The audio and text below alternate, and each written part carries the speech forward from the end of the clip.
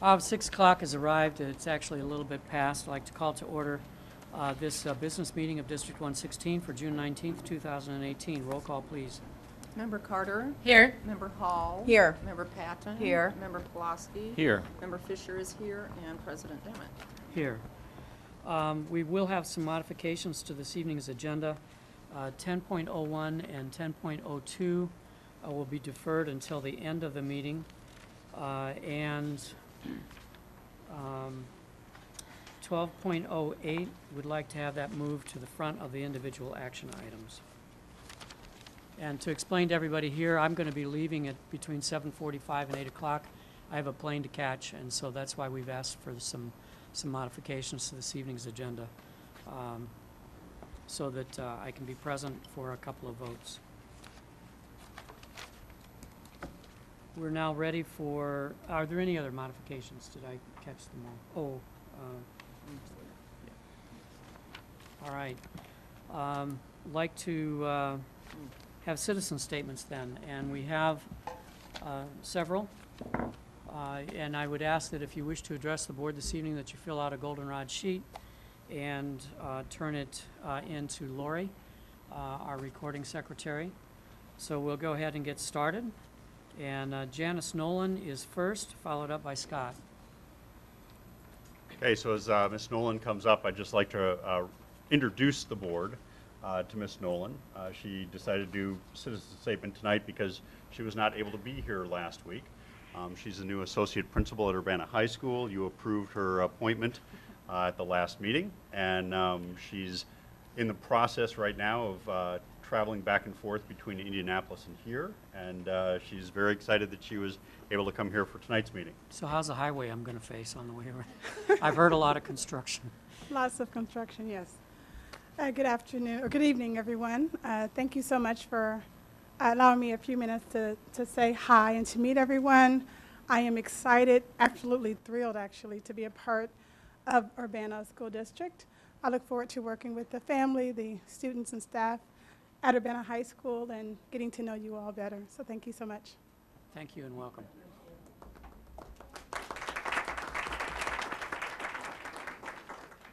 Scott, you're up, and then after that is Ronnie Turner-Winston.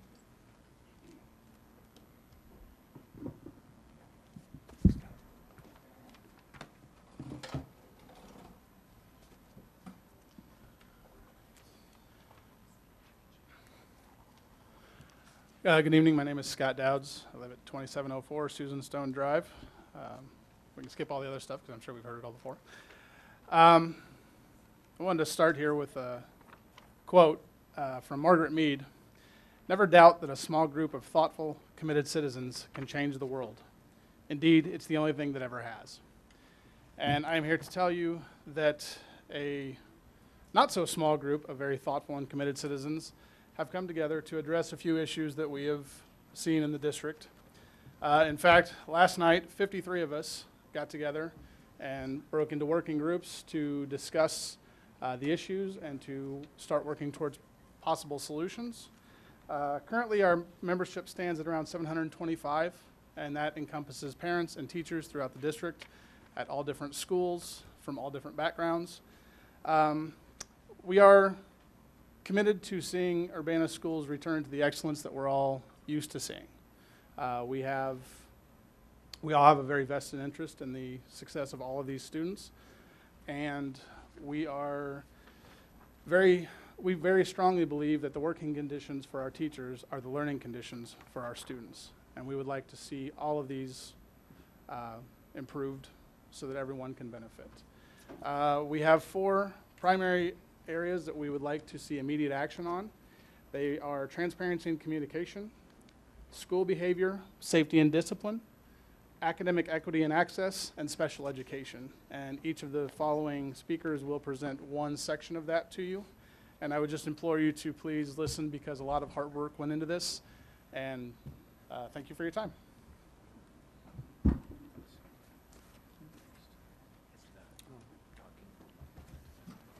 And after Ronnie will be Candace Cobb. Good evening, and again, thanks to the board for giving us this time to speak and be heard. My purpose tonight is to continue the dialogue on communication and transparency for the stakeholders in the district. We acknowledge and thank the district for the recent attempts to notify us about the principal search at the high school, but we do still have some concerns about issues that are currently ongoing that there has not yet been any mass communication about. Some of the possible reasons behind what is going on in the district right now, we collectively thought about was concerns about, of course, the dean's situation still that has not been addressed, frequent turnover of administration, which has led to instability, the lack of checks and balances in the administration, a decrease in professionalism, some mistrust has built due to that, and the drastic negative change in the Urbana culture. We are asking, as far as in hiring and staffing, that you involve all the stakeholders affected by changes, and again, address the frequent turnover of administration. We're expecting to return to the Urbana way as we know it, where we are all partners in education, and that you share some of the successes of restorative practice in other districts that would make us feel more comfortable with accepting this policy. Again, looking at policies, the big concern is still the elimination of the deans and how that was communicated to the community, where a lot of the parents found out about that change from their students, and that was word of mouth that was not the most accurate. And so that's led to this atmosphere of non-inclusiveness. We have collectively agreed that there's a definite consensus within the group that the latest changes in policy are the impetus for the many concerns that are being brought forth from teachers, parents, and the community to return to the type of collaborative culture that the stakeholders in Urbana School District have become accustomed to. There must be transparency in hiring, policy changes, and discipline. We know that the administration is in charge of making decisions, but strongly feel that if changes can't be communicated prior to the finalization, that the expectation is that information with details is mass communicated directly from the district office as opposed to word of mouth.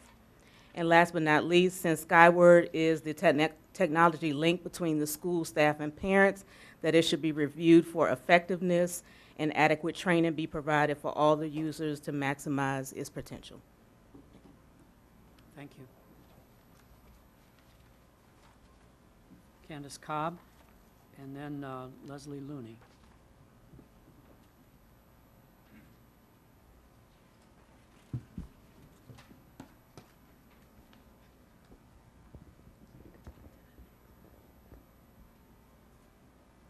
Good evening.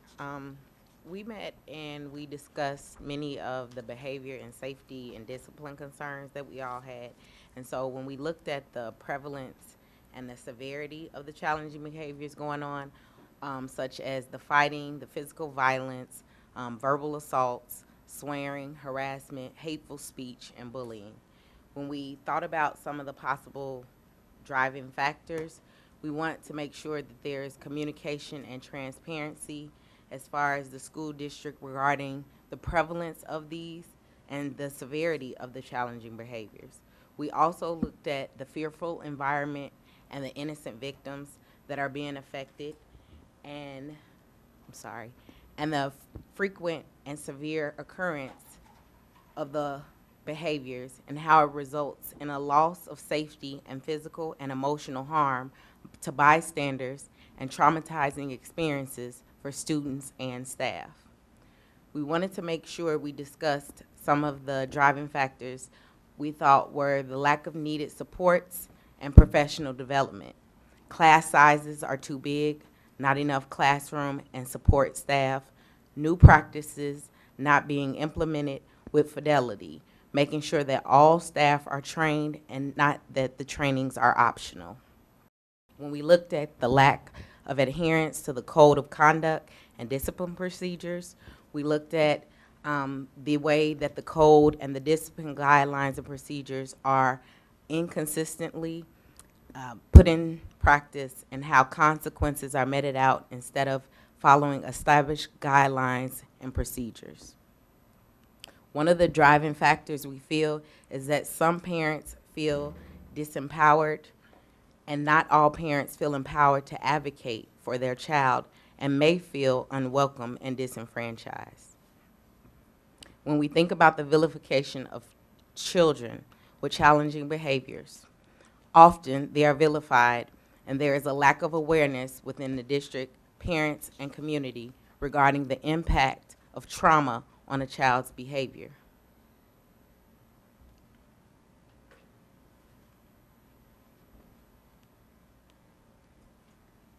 Some of the desired outcomes that we would like to see is a restoral of the safe learning environment conducive to learning, making sure that we decrease the severity and the prevalence of the challenging behaviors and the violence. We want to see the numbers go down. We want to see decreased prevalence and severity in challenging behaviors, and making sure that the children that are having these challenging behaviors are having their needs met and improve their skill set in order to behave appropriately. We want increased adherence to code and procedure, so making sure that we see effective and transparent communication where there is discipline in an incident, that the communication would be clear and follow through would occur, that students engaging in challenging behaviors would face consequences as dictated by established and written protocol within the district and the school,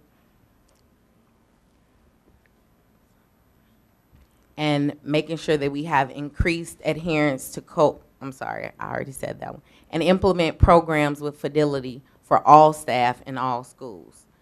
Making sure that current and new programs to address student behavior, particularly trauma-informed practices, will be implemented with fidelity and would involve all staff, including auxiliary staff, paraprofessionals, administrators in all schools in the district.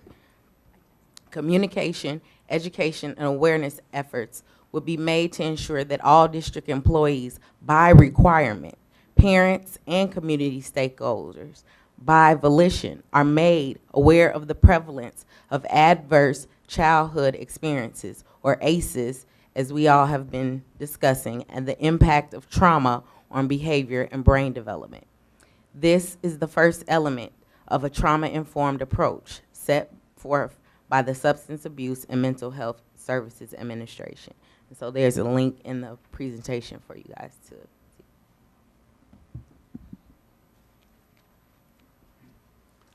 Leslie Looney, followed by Chris Jordan. Hello, my name is Leslie Sherman, and I represent my husband, Leslie Looney, also. I have a child at Leal Elementary School. One of the things I want to highlight here is what we're talking about are activities and behaviors that are happening in all schools, and it's not just a middle school problem or a high school problem, it's in all the schools.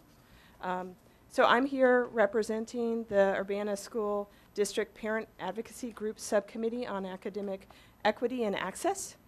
The issues in our committee that we want to highlight to the school board are that classroom disruptions, which we've just mentioned a moment ago, where they're reducing teaching time and learning outcomes. Also, inconsistent curriculum instruction is happening between schools. This is causing an educational divide that is highlighted in 6th grade when the students join together in the middle school. We feel that elementary schools need more attention, and that all the elementary schools should receive should be made to meet, or should be striving to meet, the level of the highest performing elementary school. We need to raise the bar, not lower it. We want to raise the quality of education across the district so that when the kids are going to middle school and high school, their level of learning is even higher because they're able to meet that. We need more clear options for students in need of gifted or enrichment programs. Perhaps the Acceleration Act will help us, assist us with this. The Champaign School District has a gifted program. We want Urbana to be competitive with other cities around us. This improves our tax dollars and other things as well as our children's education. Right now, it's not doing that. Lack of equitable access to equipment, supplies, and curriculum. When a seventh grade class spends a few weeks reading a book aloud because the kids can't take the book home, the teaching opportunities are greatly reduced in that case. There is a great concern over the math divide that's growing due to the current inconsistent implementation of Eureka across the schools as well. Now, some performance outcomes that we would like to see are appropriate planning to implement and communicate education laws and policy, decreased classroom disruptions to improve learning outcomes, close learning gaps between the pre-K and kindergarten levels, as well as the other elementary school levels. We need more aides and more staff in the elementary schools to help aid children at younger ages with learning and other issues. By aiding children in earlier years, we hope that we can set them on an empowered path to prevent disruptive behaviors and to stop behaviors from reaching the middle school. We also want to establish equitable access to equipment, supplies, and resources, as I mentioned earlier.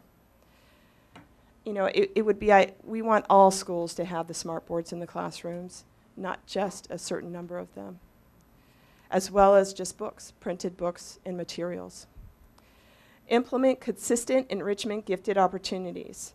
The new Acceleration Act is being described by the district as a solution for this lack of educational gifted enrichment programs outside of the high school. Parents and students need an explanation of the district's implementation to understand how to take advantage of it. You know, these options need to be more than just the squeaky wheel option. Currently, only the very persistent parents are getting advanced options outside of the high school, and this is a huge injustice and not an equitable solution, and we would like an improvement on that, please. So I thank you for your time. Chris Jordan, followed by Robert King.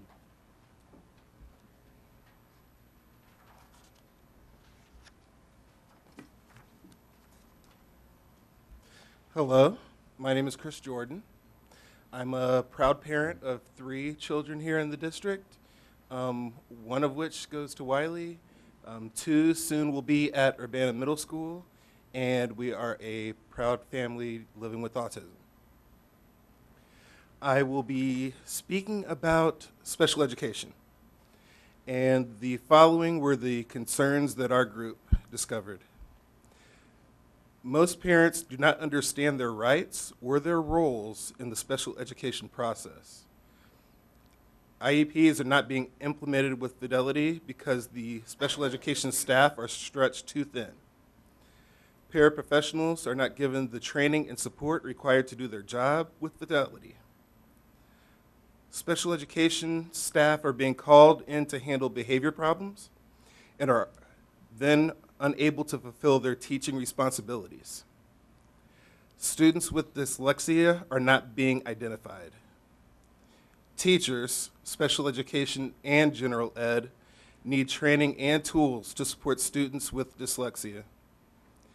Families do not feel like they're partners in the IEP process whatsoever. Hiring of staff not qualified to teach special education, and the limited bilingual special education staff. The following was a list of questions pertaining to the issues that were brought forward. What is the timeline for administrative and staff training to support the students with dyslexia? Are all staff aware that they can request an evaluation for a student they believe needs special education support? Are staff aware of the procedures for requiring an evaluation? How is the district going to ensure that new staff who may not be certified in special education have the tools and information they need to support their students? Instructional coaches trained in special education at elementary, middle, and high school levels. More bilingual staff.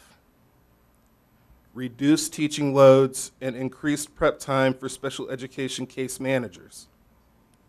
prep time for paraprofessionals to collaborate with teachers and case managers, access to district technology for paraprofessionals to allow appropriate communication, training for paraprofessionals so they can better support students, TCI training for all staff so special education teachers are called away less frequently and are able to provide better services to their students in their IEPs. More collaboration with families when developing IEPs and 504 plans prior to their meetings.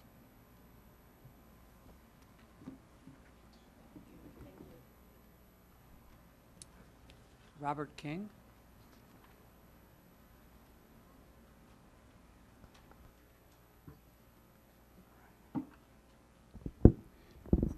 Thank you, Board.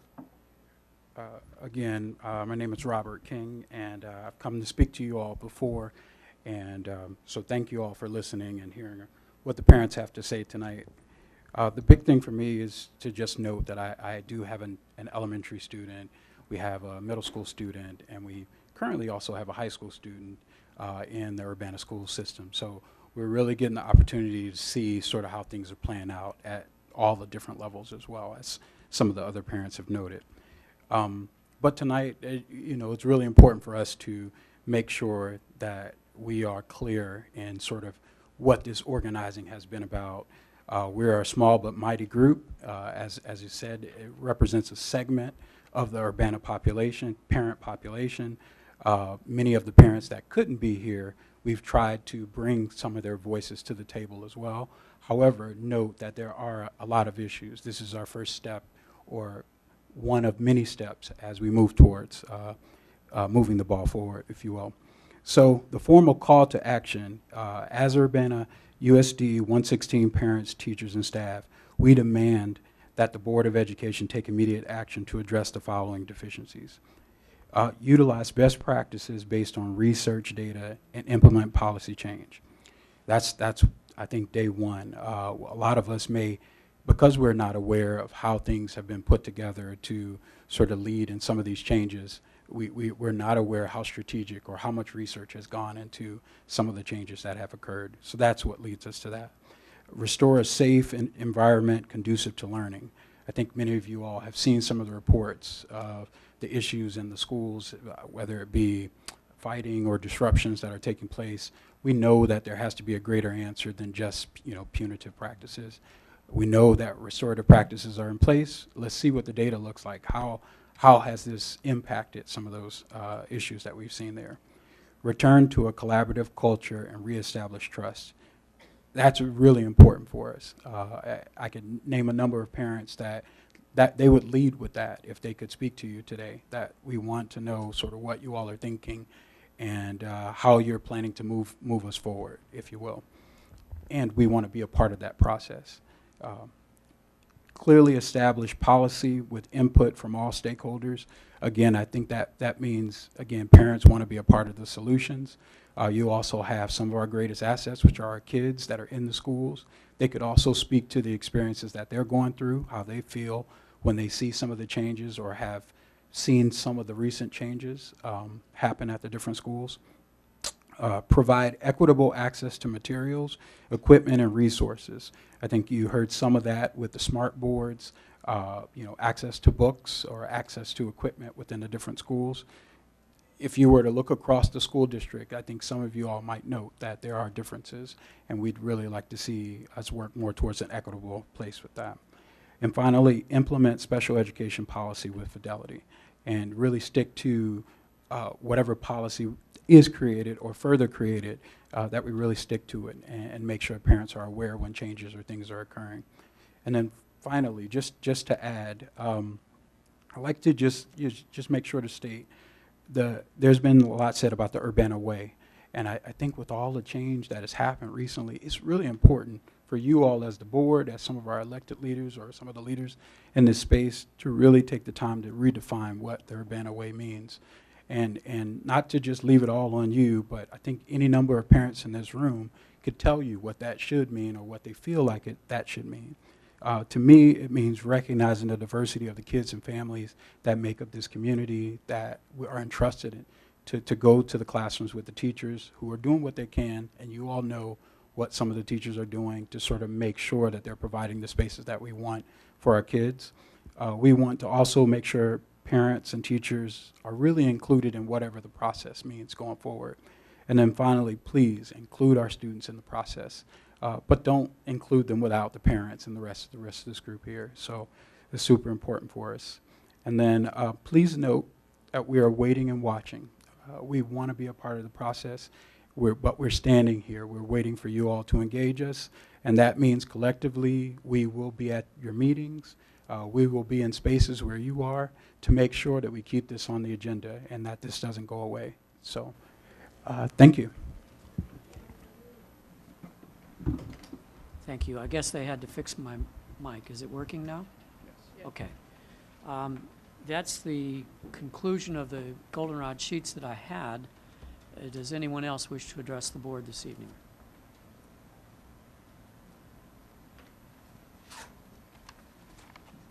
Anyone else wish to address the board? While you're thinking about that, I'd like to recognize and thank Jacob Bernard for operating the cameras for us tonight. If you saw Lori running around up here a little bit, we were informed about 15 minutes ago that something was wrong with the link and we weren't exactly broadcasting. So I think, is it repaired now? Is that the? He's still working on it. So Jason Liggett from UPTV is still working on it, either around the corner or else back at the main studio at Urbana. So we apologize that we're not being broadcast, but that does mean though that it is being video recorded, so it'll be shown at a later date if it's not being shown tonight. So one other thing, if I could interject at this pause. Aramark, who's on the agenda for later, brought food, and there's plenty of food left over, so anyone in the audience who would like to grab some fruit or a slice of pizza, please feel free. There's also yogurt parfait cups that you can build your own, and so feel free, dig in. Talk about experiencing a little bit of the student life. This is food that the students eat. So if you want to find out what your kids are either praising or complaining about, head over to the table and find out. So thank you. It's mostly praising, I understand, this year instead of complaining, so that's a great thing. Okay, we will have an exec session this evening to talk about specific personnel, the employment, performance, or evaluation of a specific personnel. There'll be no action following that meeting.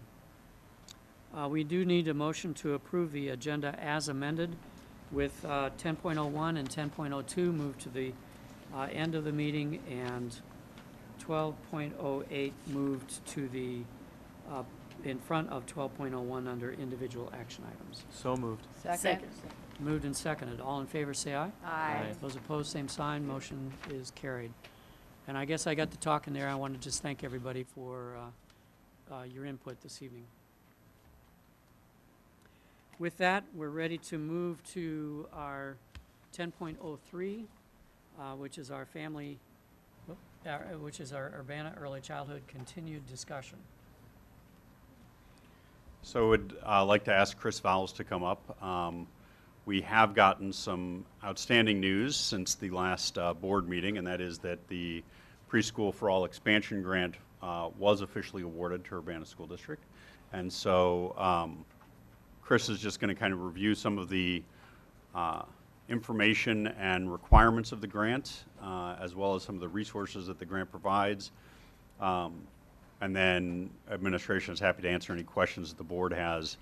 The board's recommendation was that these two classrooms be placed at Yankee Ridge Elementary School, but we're happy to answer any questions or entertain any other suggestions.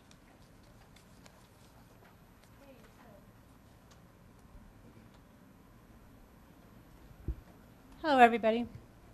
So as mentioned, I am going to just kind of review some of the specific components of the grant. We're awarded the Preschool for All expansion grant. For those of you who are not familiar, the Preschool for All expansion grant being awarded, it was quite a coup. There's not that many programs in the state that all the programs in the state that applied for it were not able to receive it. So we're very excited because some of the key components of this grant is to provide high-quality preschool programs in the highest needs community to the highest needs families. It targets full-day blended classrooms, so students would be in the classroom from 8 until 3:30, or I'm sorry, from 8 to 3, at the same time our first graders are in school.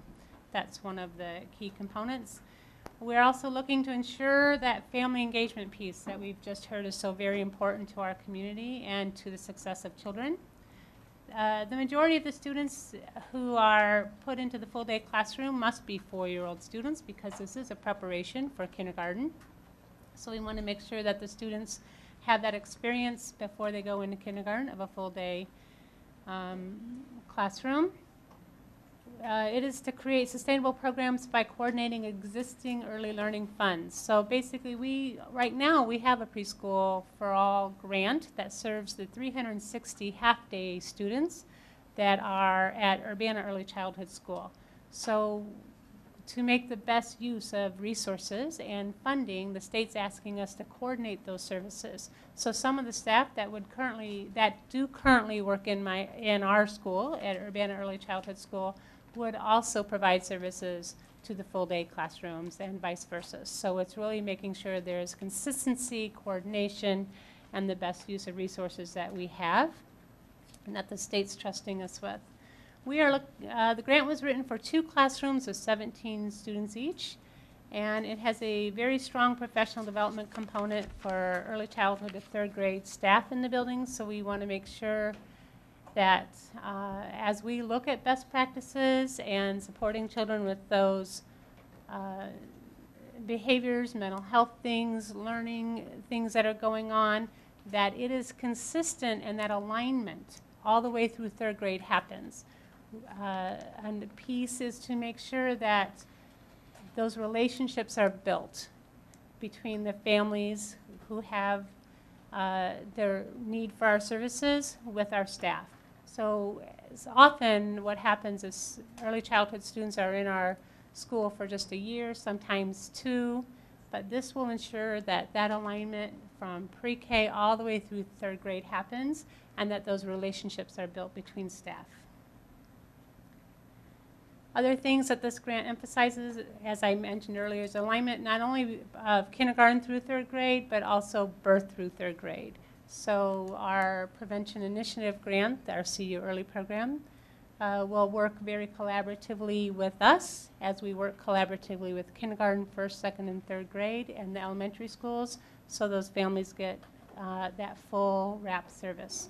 It adds supports for mental health and the wellness of not only children but their families as well, including supporting family goals. So as our home visitors go into the homes, we'll talk about what are your goals and how can we help you meet your goals as a family while also educating your children. And teaming support, so it's very, very collaborative, including with the community. So we will take advantage of community resources that we have and collaborate with them as we once again try to meet all the needs. Some of the resources that are provided by the grant that were awarded to us is an instructional coach, bilingual instructional coaching, a literacy coach, a part-time assistant principal, kindergarten transition coordinator, and a mental health specialist. This is an example or a sample. This comes right off the ISBE website, what a full-day classroom would look like, and all of these components are required. And some of them are required at very specific times. So for example, it is required that we serve breakfast, lunch, and a snack to every child. And it's also required that they get 30 minutes of gross motor play in the morning and another 30 minutes of gross motor play in the afternoon. They should get a rest time or quiet centers, that they get large group reading, drama, music, that sort of thing, as well as small group instruction. And they get a full, more than an hour of center free choice play where the children can explore and play and learn in those all of those developmental areas that we know research shows as best practice. That's the Preschool for All expansion grant. Questions? Well, first of all, congratulations on receiving the grant. It's Thank you. wonderful news. So the question I have tonight for administration is, if the board decides to not place this program in Yankee Ridge, what's the contingency plan? What actions would the board need to take, and by what time, in order to place this in a building? Well, we would need a decision of placement by tonight, simply because Chris is in the process of hiring. Now that we've gotten the word of the grant, as you heard, there are a number of positions that need to be hired. We need to know where those positions go. We also need to start purchasing materials. I can go into a little bit more detail in terms of, our administrative recommendation all along has been Yankee Ridge, and I'd be happy to review some of those rationale. But the main thing is space. And right now, Yankee Ridge has 2 classrooms that would be available for this program, and it would provide the consistency that is built into the grant for early childhood through 3rd grade in terms of number of students. Currently, there would be 34 students heading to, there are currently 34 students heading into kindergarten this year from Yankee Ridge. And just to give you an example, the other schools, King has 17, Dr. Williams has 70. Leal has 17, Thomas Paine has 24, and Wiley has 19. Wiley and Thomas Paine each only have 1 classroom, but they also have the limiting factor of only having 1 space that doubles as a gym and a lunchroom. And that already puts pressure on the PE programs in those buildings to have the 2 30-minute required time for these 4-year-old students would be almost unworkable in those buildings, given the limited large motor spaces that those 2 buildings have. So that leaves us with Dr. Williams and Leal, which neither one of those have additional classroom space right now. As you know, those are our 2 largest elementary schools in terms of enrollment. And then the final school is Dr. Martin Luther King. And with the board's decision to move the Francophone families to Yankee Ridge for dual language, King could be workable with some shifting of classrooms, shifting of space. So I think I've answered your question. I don't know if, I think your initial question was, when do we need a decision by? And that really is very pressing.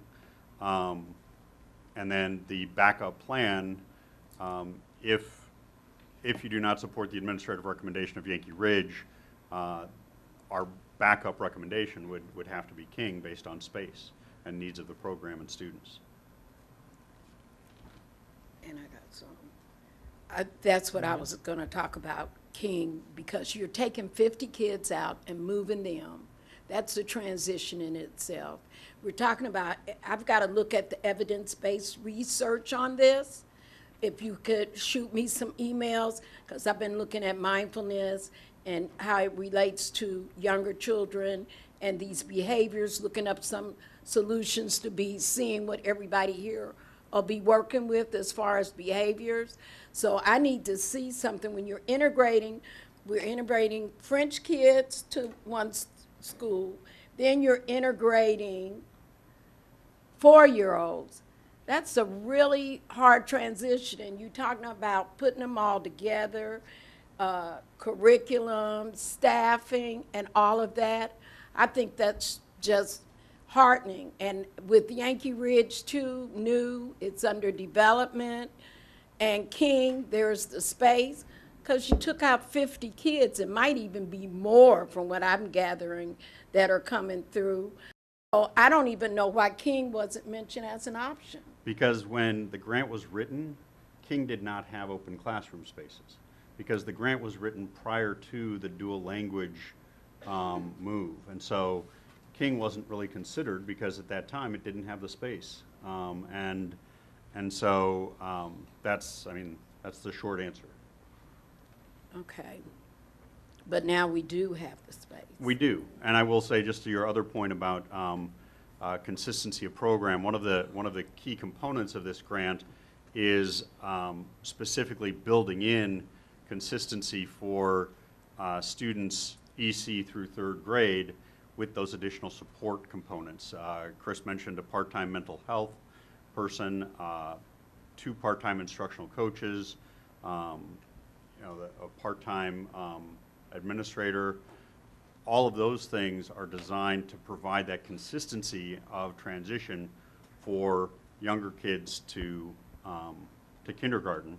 And the other reason why Yankee Ridge was our first choice is the numbers there support it the most. And so, we're looking at 2 classes of 17 students. And that just happens to be 34, which is exactly what the number was this past year of 4-year-olds moving into Yankee Ridge. And it's very close to the number next year of those 4-year-olds moving into Yankee Ridge, especially when you add in the Francophone 4-year-olds at early childhood. That would also provide a consistency for the Francophone students to have the extra added support being in the elementary school with the that is supporting our dual language program in French. Other board questions? It's good to hear that King is an option on the table, and it's too bad we didn't have more time to really explore that before now. I thought one of the other rationales, Chris, that you provided earlier for placing it at Yankee Ridge was the number of early childhood students, your early childhood students who are French speaking, who will be going to Yankee Ridge because the French program is there. I thought it was you said it was the highest elementary school with, well, let me not put words in your mouth. Can you restate what you said about the number of your 4-year-olds who speak French who will be going to Yankee Ridge? So yes, Yeah. right. Turning red. Yes, so our French-speaking students is our 3rd largest language in our school. We're almost to the 20, 24 mark. I mean, that number where we're going to have to provide extra support through an ELL, either TBE classroom or dual language or something like that. So first of all, it's very hard to find those services for our French-speaking families because it's very limited with the qualifications that we need for staff to meet their needs. So when the dual language program was moved to Yankee Ridge, we actually thought that was a stronger reason to put early childhood there because then we would have that shared resource and we wouldn't have to move the French bilingual coordinator back and forth between buildings. She would be there, we could all take advantage of her, and that those French preschool students would then go into kindergarten and that transition would be smoother with those same resources in place up through elementary. Gotcha. Okay. Thank you. I have a question. I would like to know if you've heard back from the other schools, what the parents and staff and everybody else from other schools have said about their want or their lack of wanting early childhood to go there. So we didn't survey the parents and the staff. School was out by the time that request had come. So what I did is I contacted the administrators from the other building, as is the physical space available for us to move into your building. And as Dr. Owen said, King said yes, because the French dual language program has moved out, so now they have space. However, the other administrators all said no. So Yankee Ridge and Martin Luther King were the only 2 administrative people who got back to me that said there was physical space.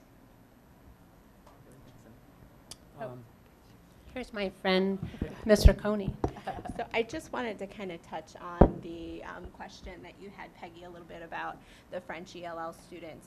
So as Chris had mentioned at the last board meeting, that the prioritization of students that would be participating in the pre-K program would be students who live in who will transition to that school regardless for kindergarten, as well as ELLs who are participating in the French language program.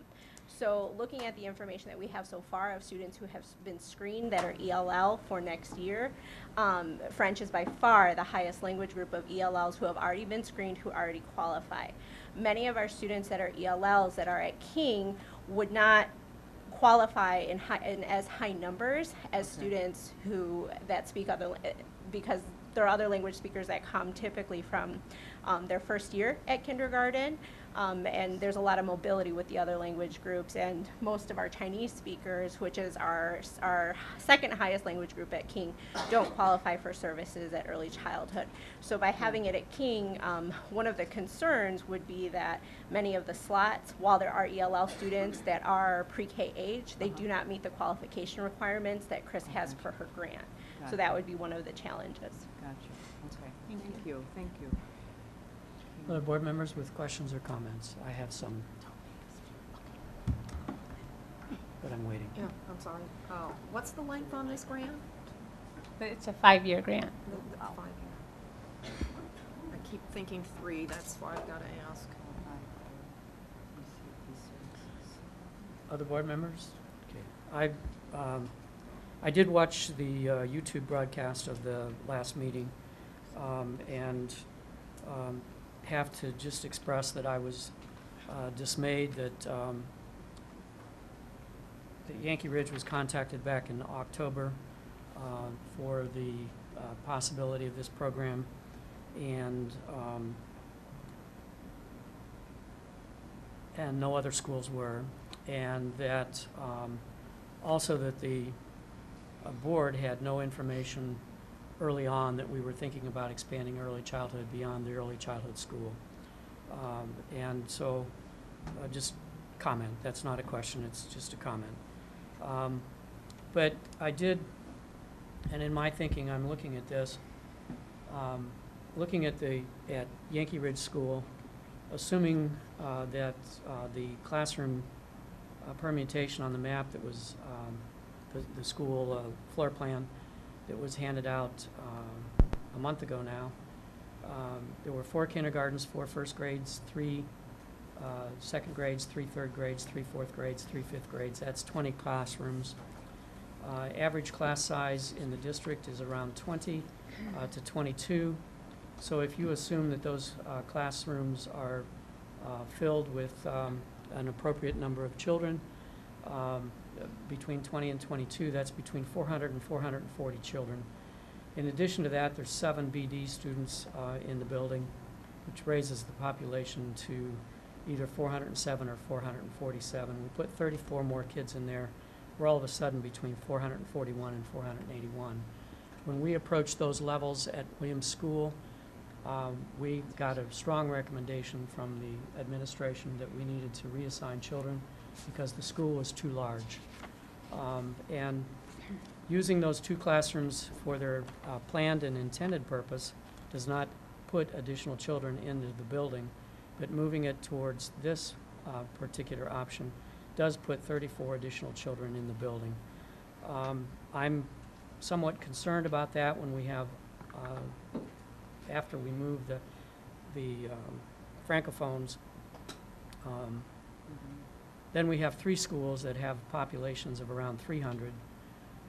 And I think too that having 481 in a building to 441, we'll do the small number, 441 in a building with 2 spaces for gross motor skills versus having 300 in a building to 330 with 1 gross motor skill spot.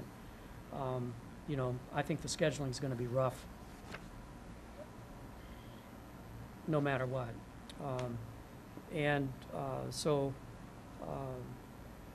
I think we're also introducing a lot of change into Yankee Ridge, so for that reason I would favor King.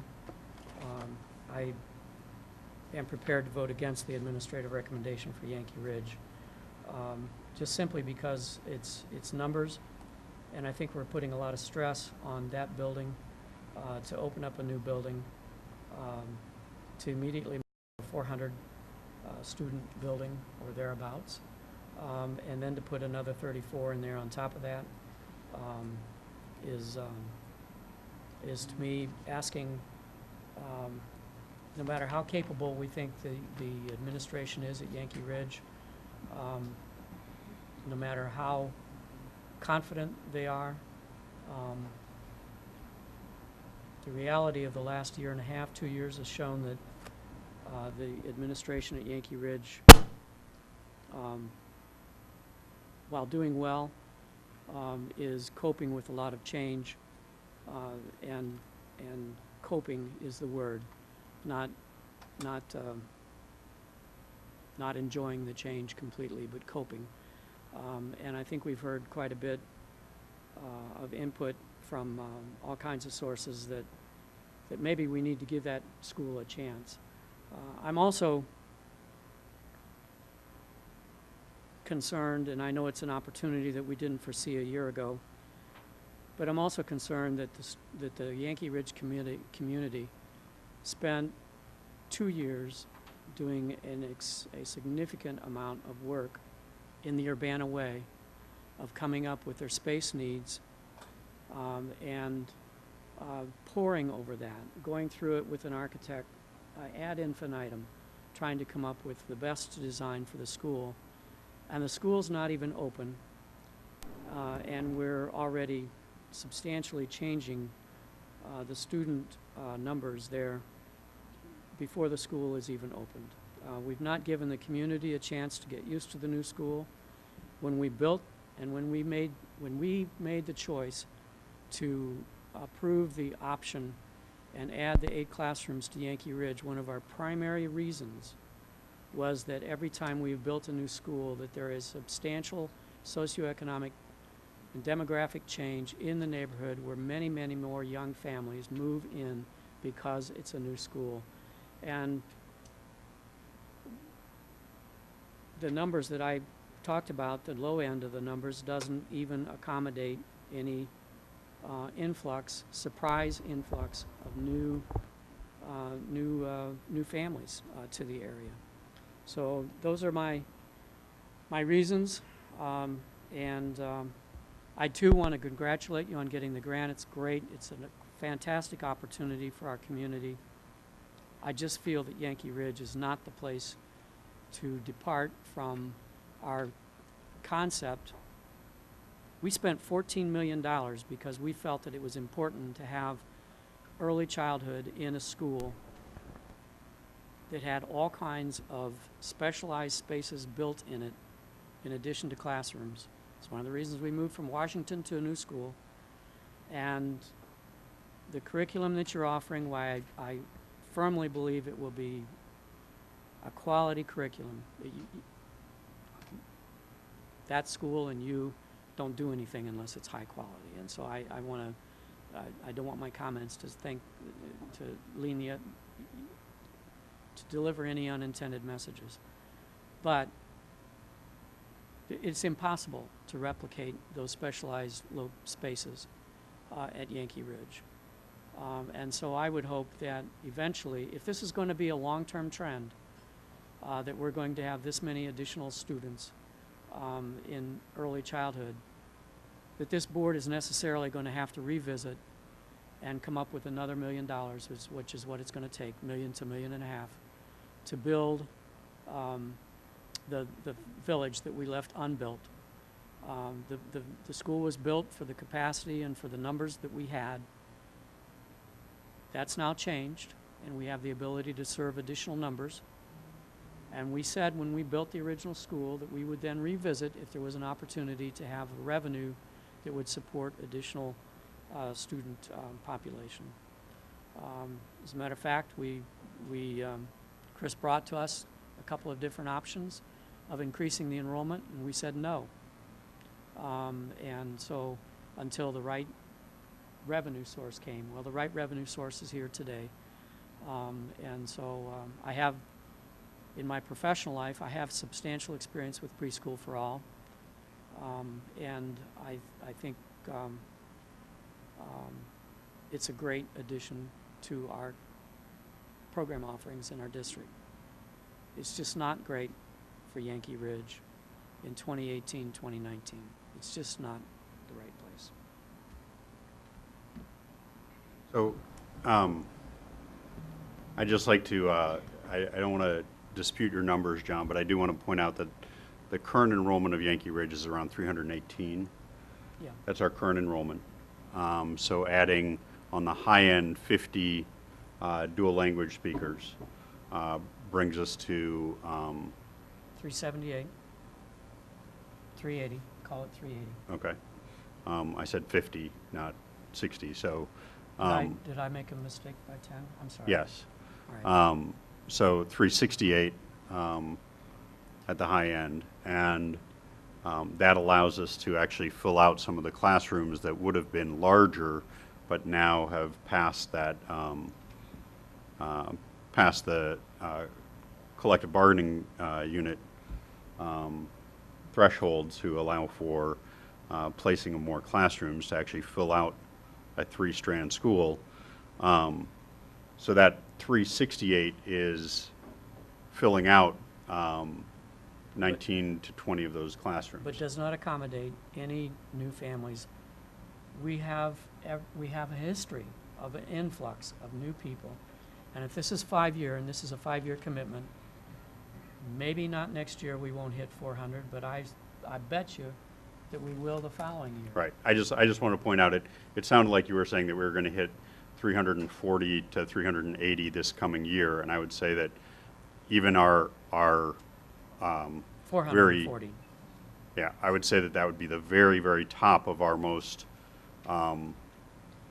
expansive estimates based on the last 4 years of Yankee Ridge enrollment dropping, and so that we're projecting more in the realm of 401 to 425 with the 34 students added in. And so I just wanted to clarify those numbers because those numbers have been presented by Mr. Coney at a previous board meeting, and I just want to make sure that there weren't that we were speaking around the same numbers. I may have missed that. So, but even with those numbers, and a few additional families moving in, you're still going to be at the level that Williams School was when we made the decision to move 30 or 40 children out of Williams School because of size. Paul? I share all your concerns about Yankee Ridge. I really do. I think you hit that spot on. My only concern, though, is we're sitting here at stroke of midnight, and if we decide to go with King, we've given those staff and those families absolutely no opportunity to give their feedback on this decision. So I feel absolutely stuck here.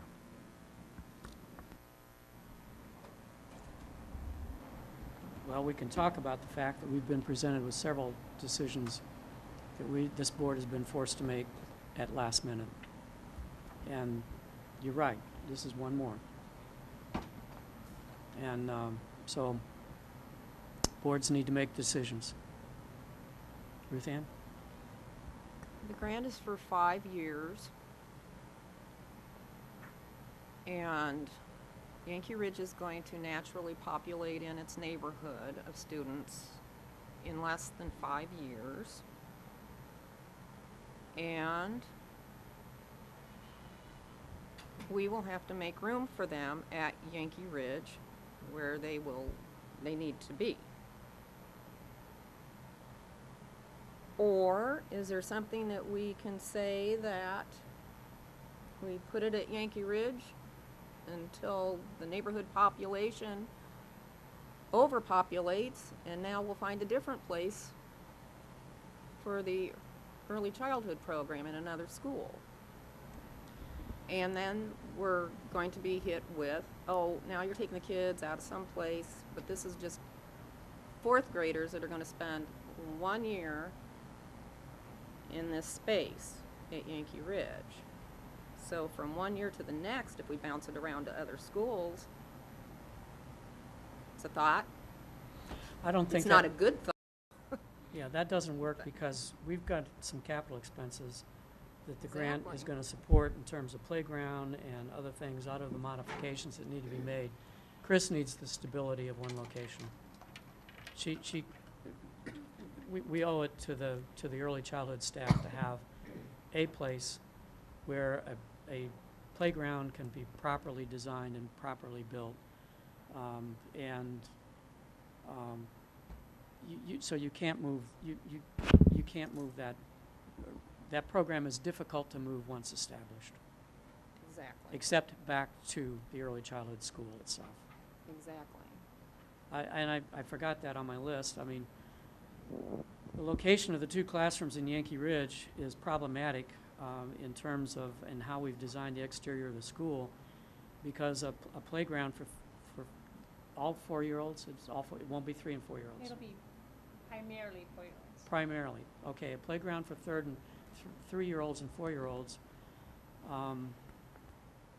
In the programs I'm familiar with, and so Chris, you can tell me if you're wrong, but I think we did this at the early childhood school.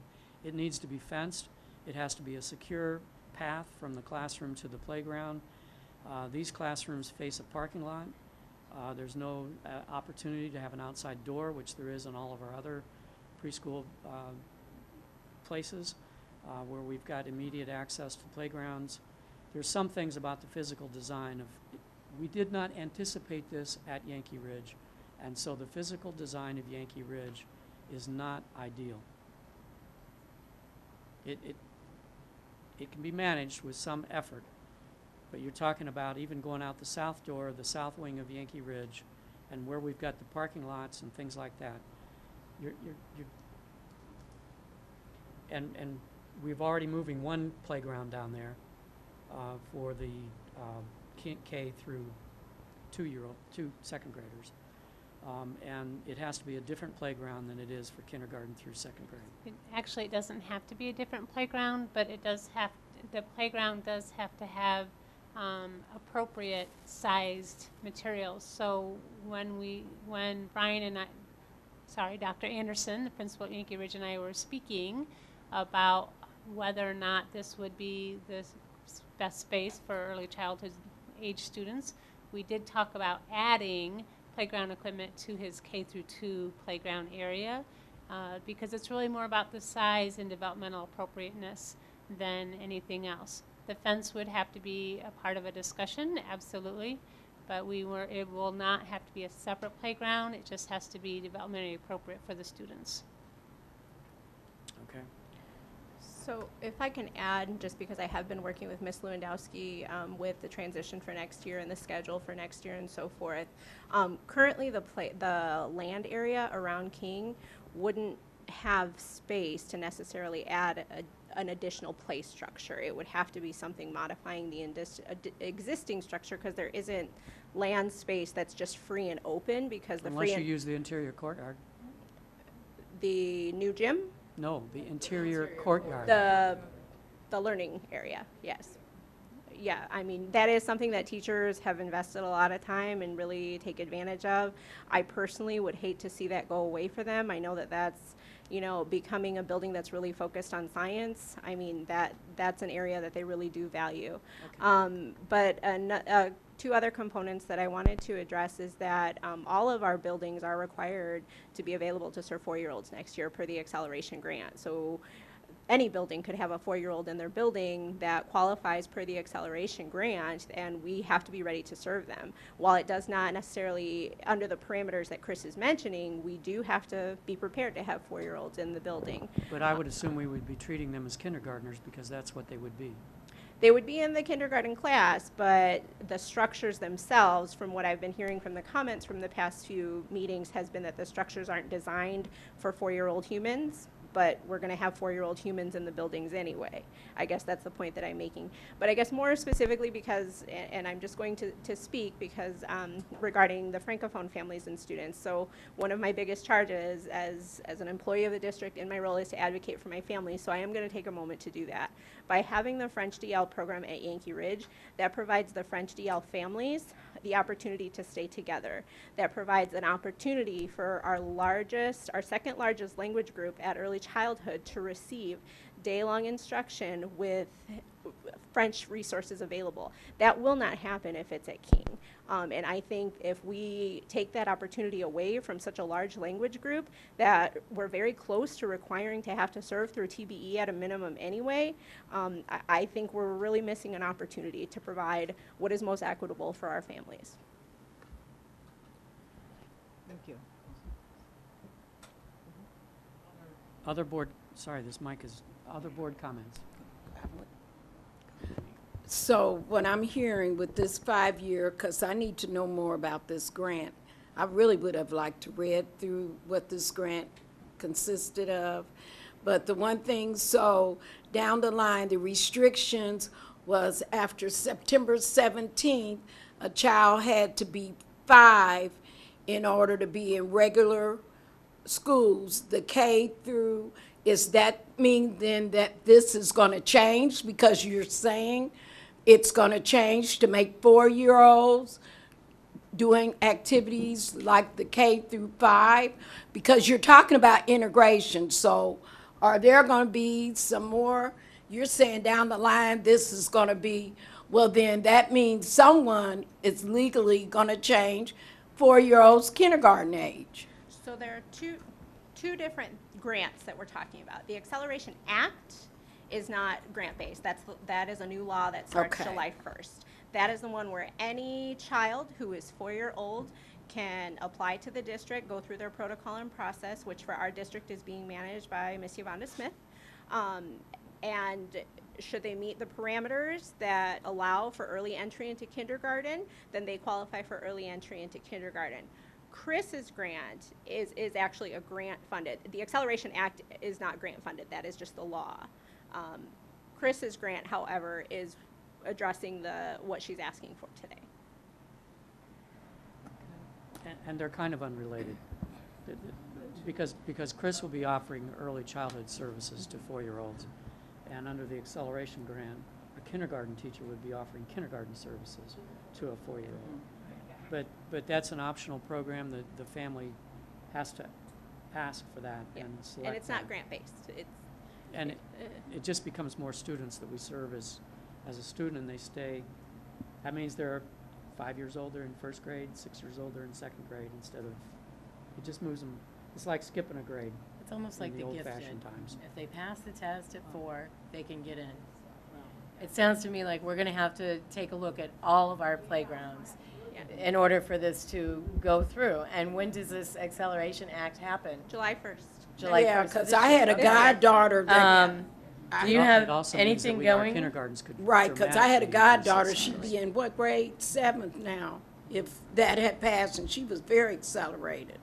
So Mr. Avatessa? I need to get information So, on that. if I could just pause for just a second. The Acceleration Act is something that's significantly different from the Early Childhood Grant. Right, And I understand. we gave an update about the Acceleration Act a couple board meetings ago. And the district is in the process right now of developing the protocols for early access to kindergarten. And our plan was to give a full update to the board when those protocols have been developed, but that won't be until about August. By July 1st, we have to have a process designed so the protocols will be ready to go for this next school year. That's what I was going to ask You Mr. have Avatessa. sent out some If information pieces to us. you've looked at the requirements or the playground changes that we need to do in order for this to happen, if this is going to happen in August? Preliminary look at all of the elementary schools' playgrounds.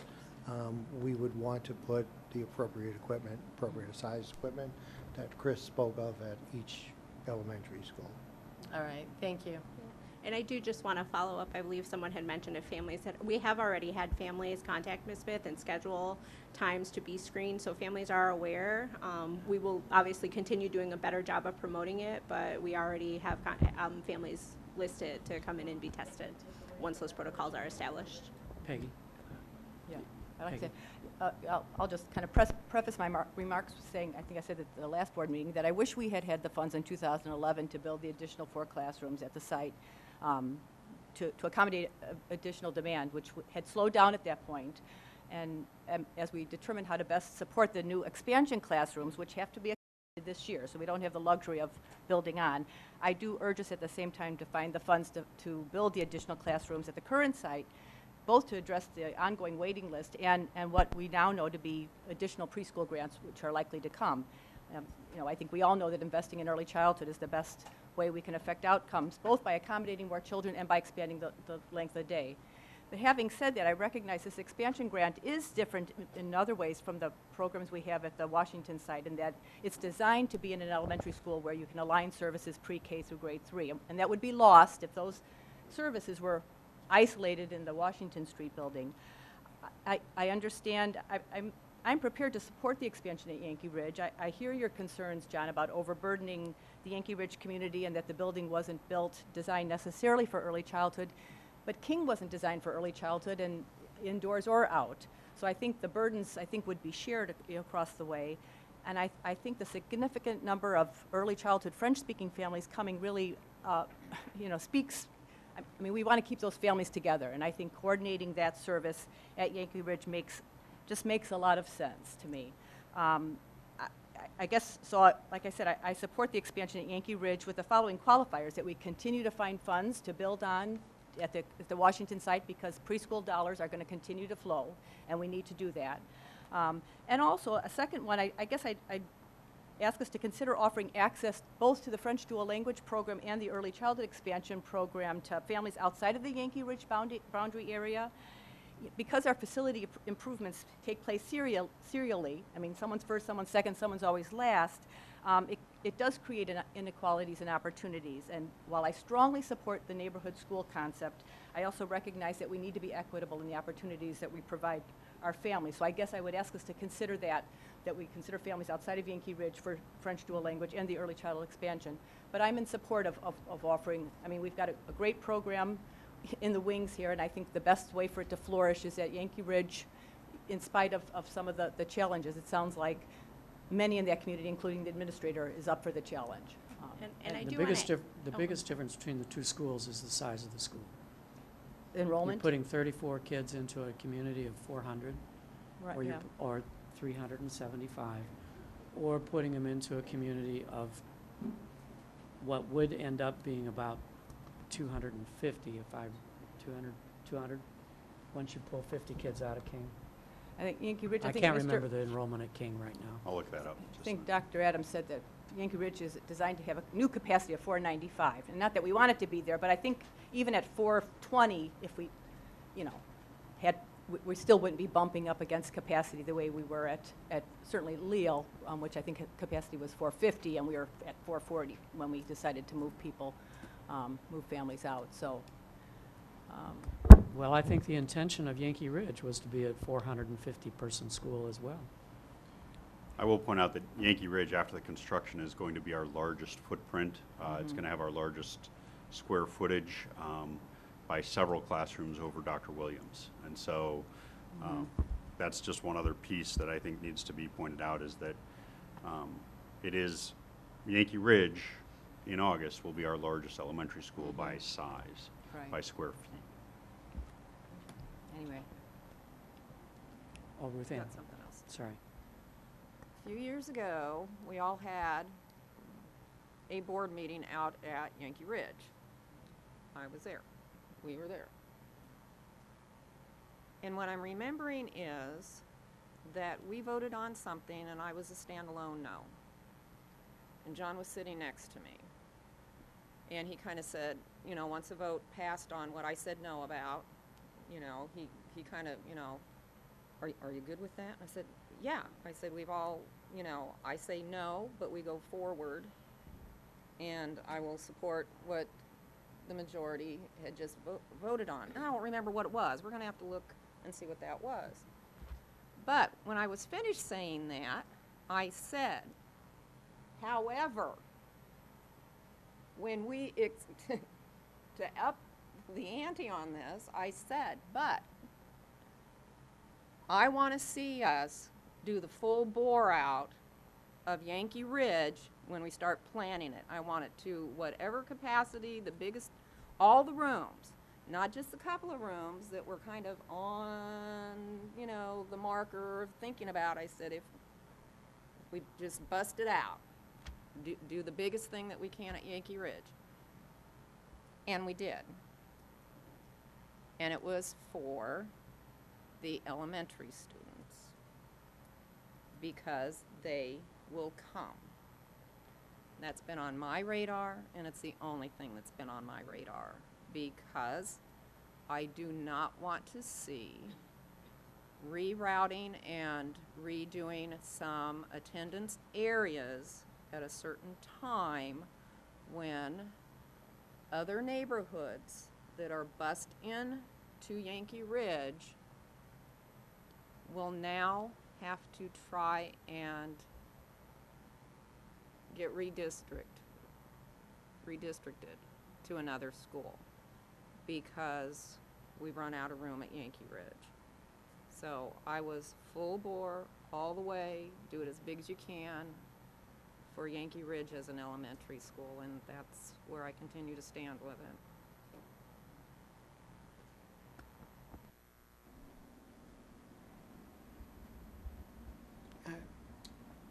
Benita? Just one more comment. I just think we're rushing and it would be a mess.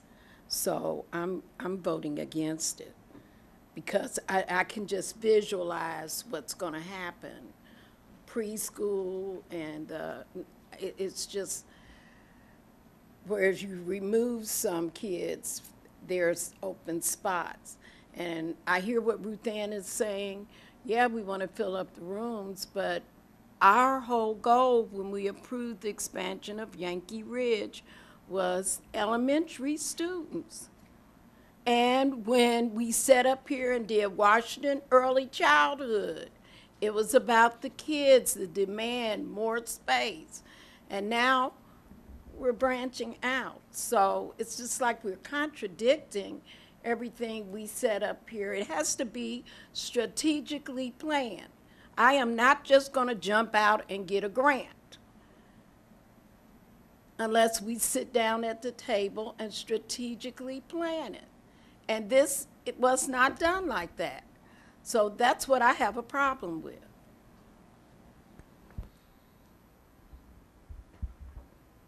I just want to respond just a couple minutes on that. First of all, this was a very competitive grant with just a short window of opportunity to apply for it. It was literally just a few weeks. And this is it's actually a very big deal that we got this, because the entire purpose of this grant is to meet the needs of the neediest children in our community. Benita, we have all kinds of families in our community who really, really need help. And you know that as well as any board member sitting there. And that's the entire purpose of this grant. And I think we would have been neglectful to not go after that money to help community members who really could benefit from it. So I'm sorry I didn't bring it to you. There was really literally no opportunity. It was a very short window offered for a very short time, and it was important that as an administrator, I feel that it is my entire job to look for ways to support the neediest families, all of the families in our community, if there's an opportunity to do so. So to throw away more than $250,000 because of the time frame, I felt it was important to go after it, and therefore we did. And then we really waited about 6 months before we heard whether or not we were going to receive it.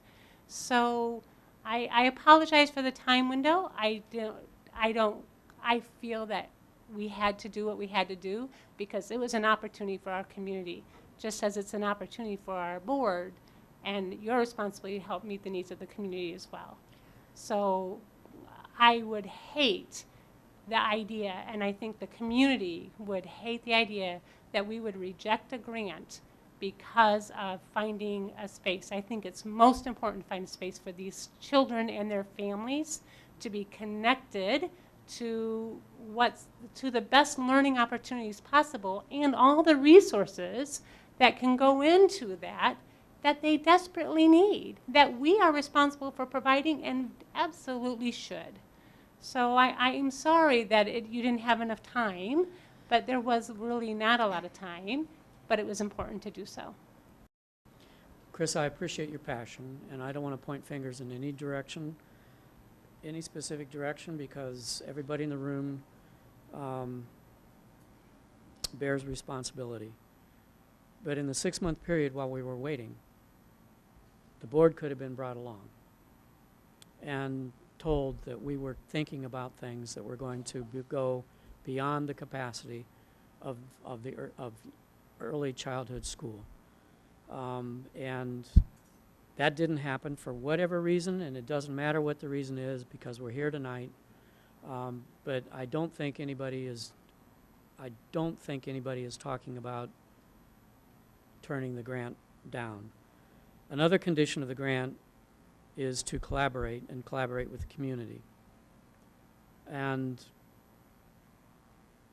there's at least 2 people on this board, perhaps more, that have their fingers and pulse on the pulse of the early childhood scene in this community. And maybe somebody's telling me to shut up. Maybe people might be telling me to be quiet.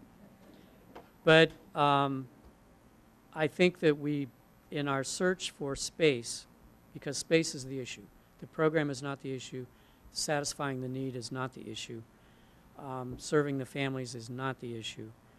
The issue is space. And I would have felt a lot better had we had all due deliberate time to discuss the space concerns, the space issues, and examine the space issues perhaps beyond the boundaries of Urbana District 116 owned facilities. There might have been other ways that we could have addressed this space issue using community resources that are out there. And so now, I'm not pointing fingers anywhere. I'm just saying we're here, and now the board is faced with a decision, and I'm so very thankful that you and the administration has been able to at least identify an alternative for those of us that are deeply, deeply, deeply troubled over Yankee Ridge. And so that at least it's not Yankee Ridge or turn the grant back. It's Yankee Ridge or another space. So I'm just, if you can't tell, the board's a little testy. And not just one member of the board, but lots of members of the board are a little testy. And so about a lot of stuff. And unfortunately, you're caught up in it. But all due deliberation helps elected officials make the correct decisions. And we unfortunately don't have the advantage of that at this moment. So board, we need, at a later moment on the agenda tonight, we need to make a decision. The administrative recommendation isn't about accepting the grant or not accepting the grant. The administrative recommendation, because the grant's been accepted. We've got a grant. We need to celebrate the fact that we're going to have an ability to serve additional families. And we can need to celebrate the fact that Chris and her team are going to do it right, no matter where it's at. They're going to do it right. But we do have a decision to make about where those services are going to be. I've heard 2 alternatives. Plan A from the administration is definitely Yankee Ridge. Plan B is the school that we're emptying out, moving students to Yankee Ridge, leaving up some space at King. And so keep that in mind when it comes time to vote. Keep that in mind when it comes time to formulate a motion. And I see 3 possible motions. One is to place the program at Yankee Ridge, one is to place the program at King, one is to place the program somewhere else. And I mean, I even thought about the fact that since we're talking about trying to help students transition into kindergarten, and we've got empty classrooms, one at Wiley, one at Thomas Paine, why not do it at 2 schools? 2 schools that are reasonably close to Williams School to Washington Street. And so it would make it a little bit easier for staff to move.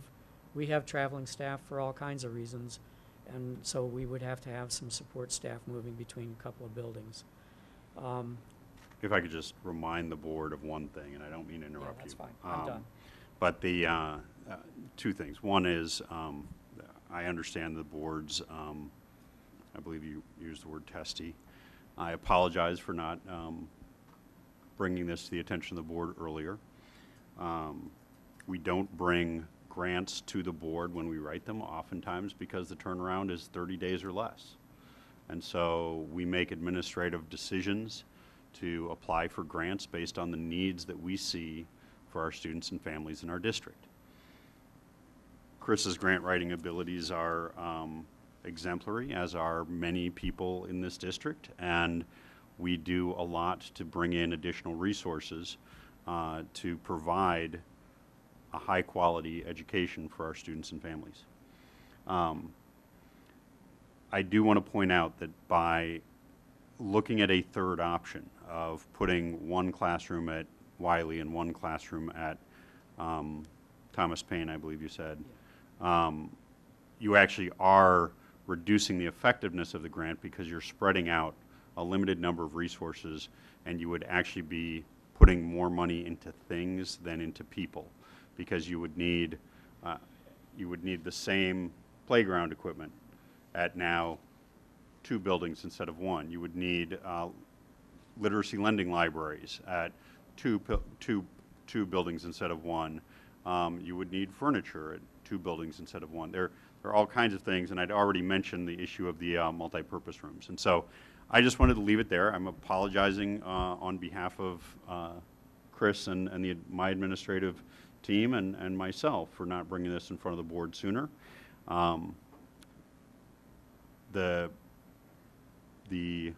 administrative recommendation is still Yankee Ridge, but we are also providing you with an option. Okay. Anything new to offer by any board member? Are we ready to leave this topic? Okay, this will be on our agenda for action item hopefully in about 10 minutes or less. We have 10.04. Thank you, Chris.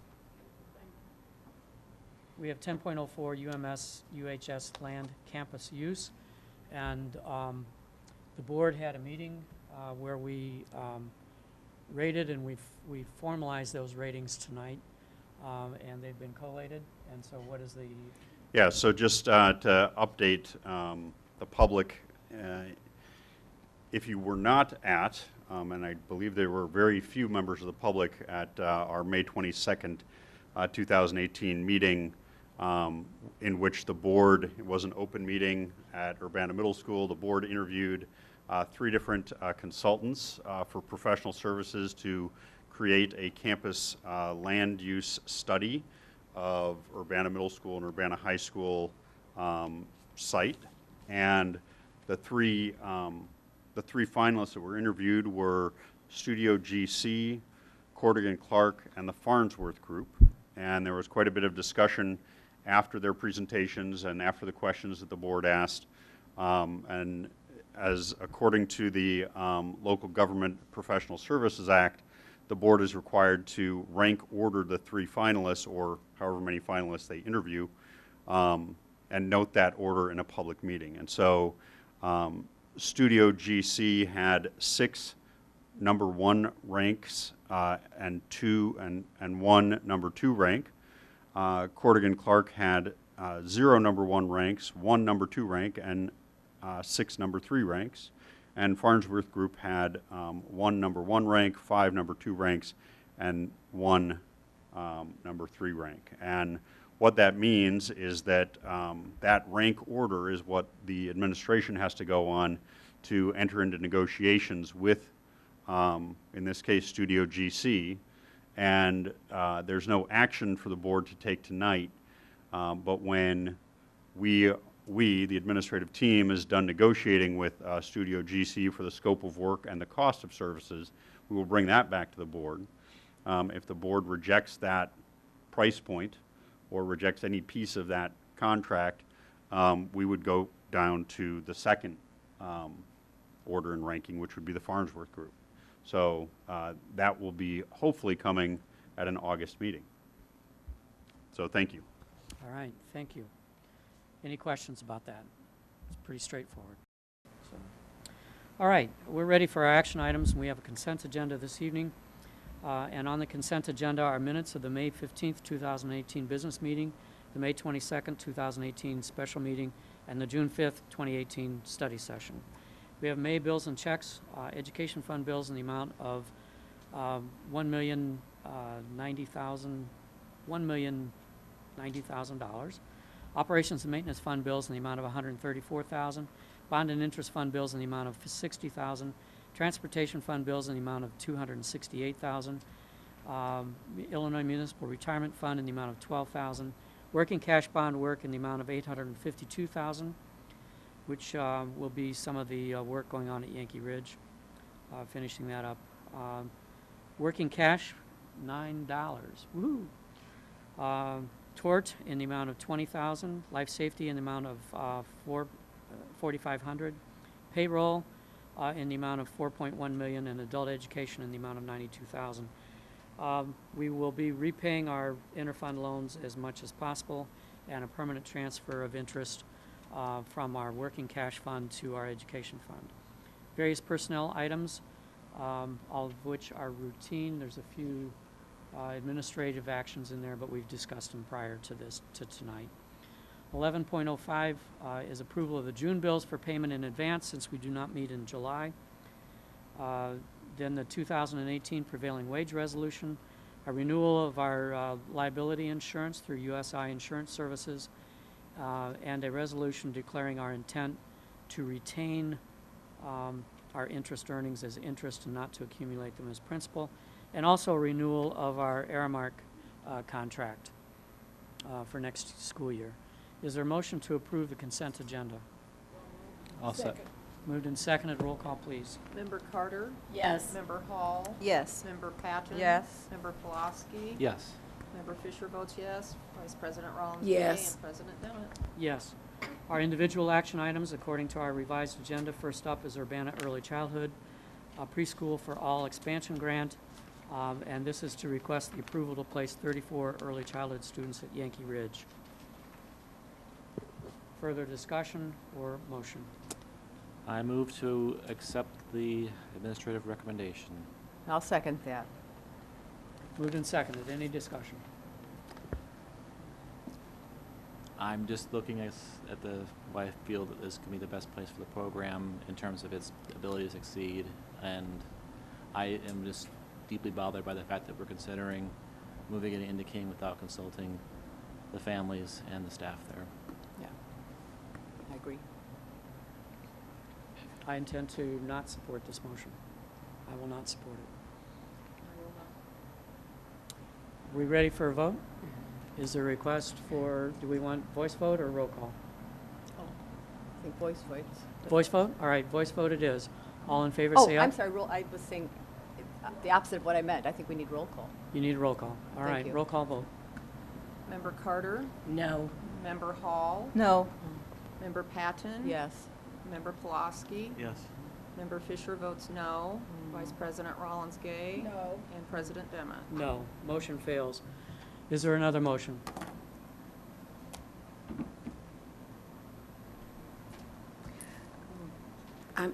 I make the motion that, of course, we accept the grant, but have an option of King School. So you're supporting placing the 34 students at King? Is that the Yes. intent of the motion? Yes. All right. And I ask for another motion because the administration's made it clear that they need a decision tonight. Yeah. And so Totally get that. they need to know how to move forward.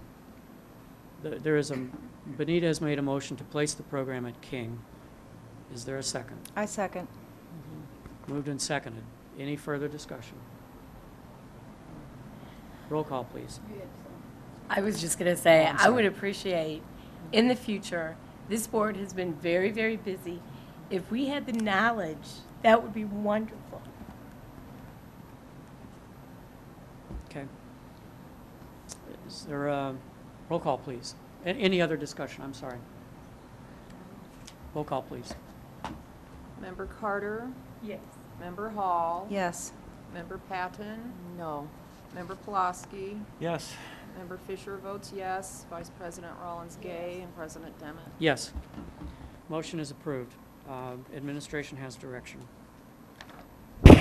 Returning to our individual action items, in the remaining order, we have gifts. Robin Arbiter of Urbana donated 7 books, written by her friend Jean Braithwaite.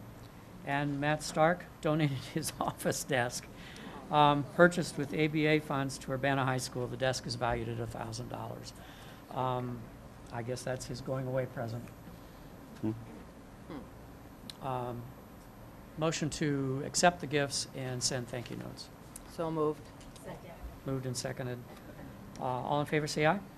Those opposed, same sign. Motion's carried. I'll go for a little bit longer. 12.02, adoption of tentative budget for 2018-2019. Carol? Or Don, do you want to introduce? Nope, go ahead, Carol. I provided lots of information in your board packet. So there was a tentative budget summary that showed the major changes to the budget. Hopefully you had a chance to look at that. If there's any questions, I'm happy to answer, but I'll just say this is a tentative budget. There is no tier funding included in this, so any additional funding which we are to get, we just don't know how much it's going to be yet because the state has not made those calculations. So those funds are not included in here, so that will be an addition we'll have for the final budget. So we hope the deficit will go away at that point. So I wanted Could you just speak to what the estimates are right now of the tier funding? They have not given out any estimates.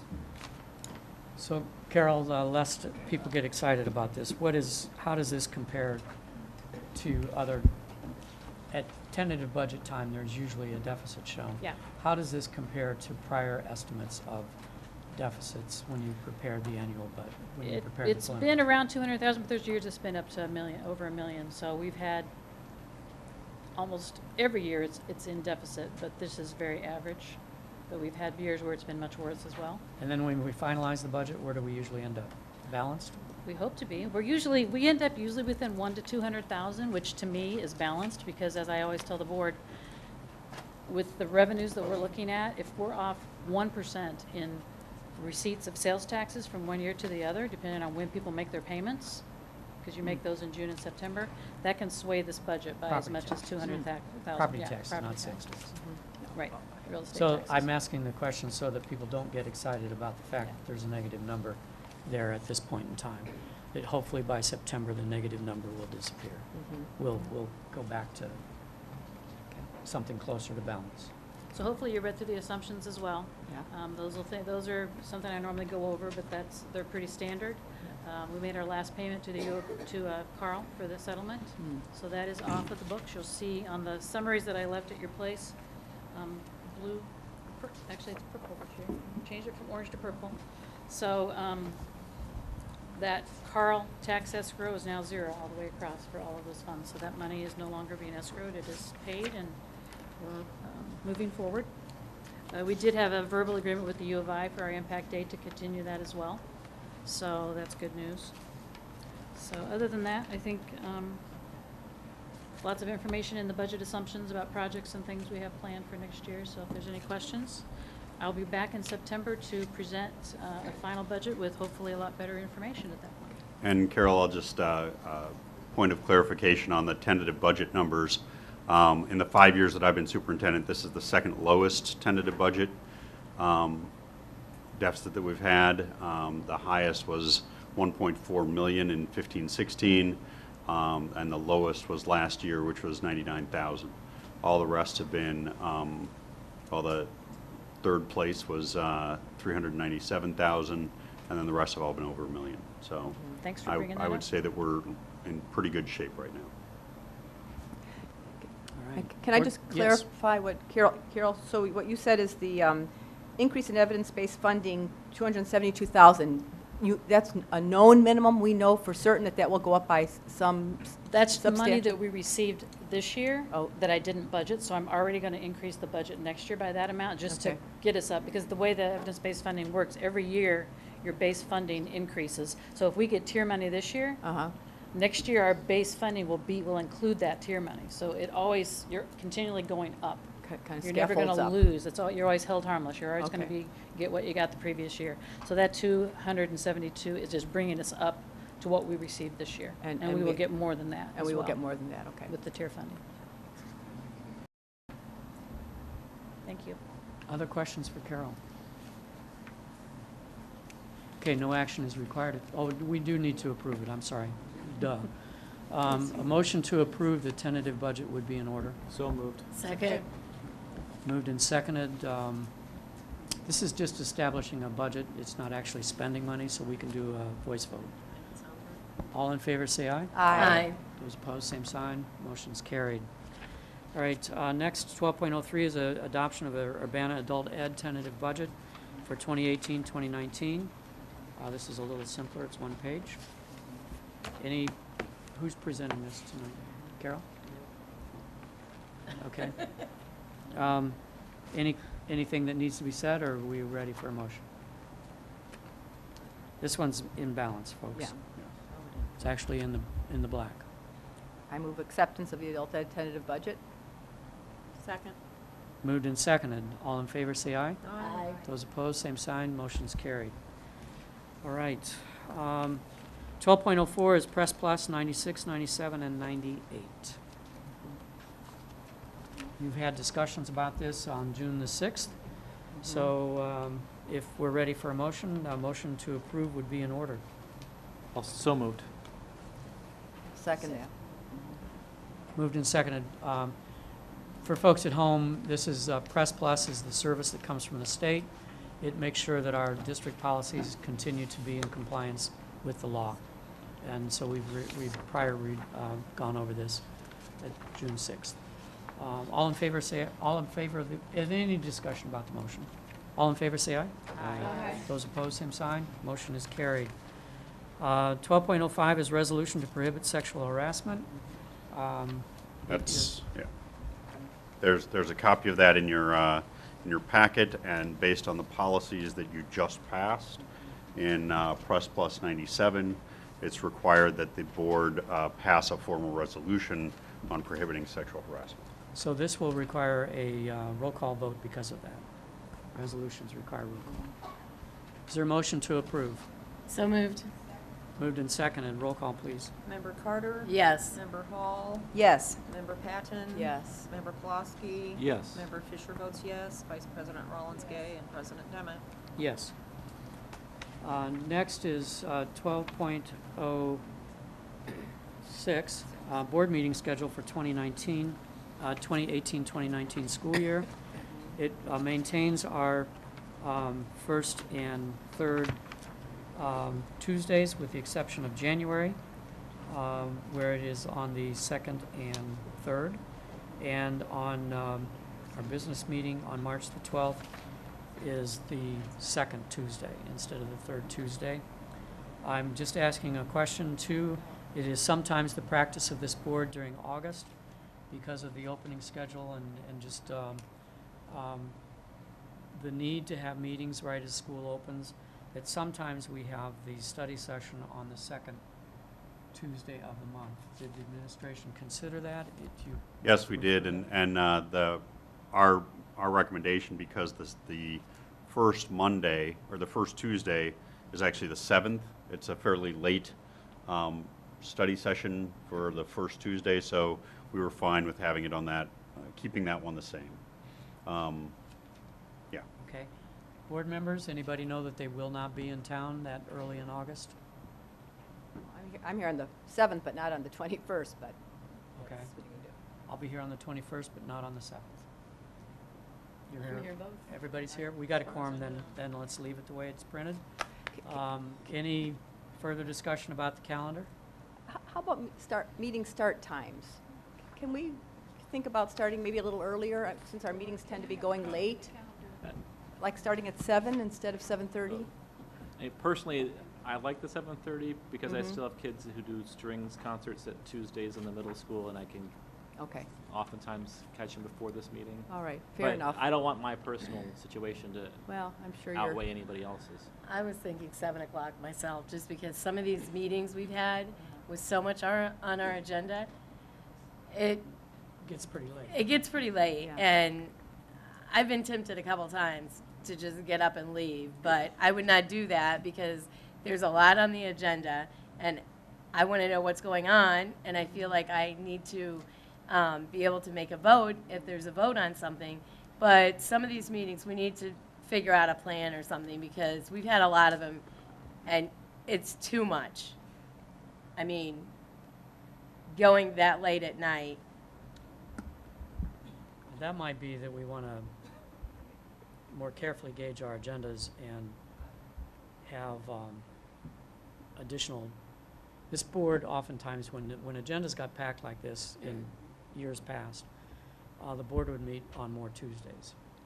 We would just split, we would just understand that things were going to take time. And we all know that after 10:30, 11 o'clock, we're not, after we've been at it for Yeah. 3 hours, we're not, Yeah. Especially As- when you get up at 5:30 every day. yeah, Yeah. we're not as on top of it as sometimes we need to be. And so it could be that we just ask the administration to go ahead and establish a third monthly meeting when it's needed. But meeting at 7 is also fine, but I find whether I start at 7 or I start at 7:30 or 6, after 3 hours, I'm beginning to get a little foggy. But what's the, Paul has spoken and Brenda spoke, anybody, and Peggy spoke. Anybody else have an opinion of 7 versus 7:30? I know Unit 4 meets at 6. I'm like Paul in that I have kids who, in sporting events, strings events, theater, whatever it is that's going on after school. But I do totally agree with Brenda's assessment. Maybe when it seems to be May is when it's starting to crunch. So if we can revisit the topic, in March and April to talk about splitting it up, like you said, that, because it not only, if we move the times back, May is the month that we would need it the most, but May is also the most socially crunched month for the schools because all the schools are having their end of the year picnics and their award ceremonies and all that. And so I would hate to push it back to 6 o'clock for the 1 month when we need it the most. So maybe splitting it later on in the year. Well, I is the think best too, way. later in the year, when the strategic plan update begins to come to us in the middle of the winter, and Split it. times like that, it may be a time that we need more additional Tuesdays, just to have Yeah. a fresh and more objective approach to the meeting. Paul?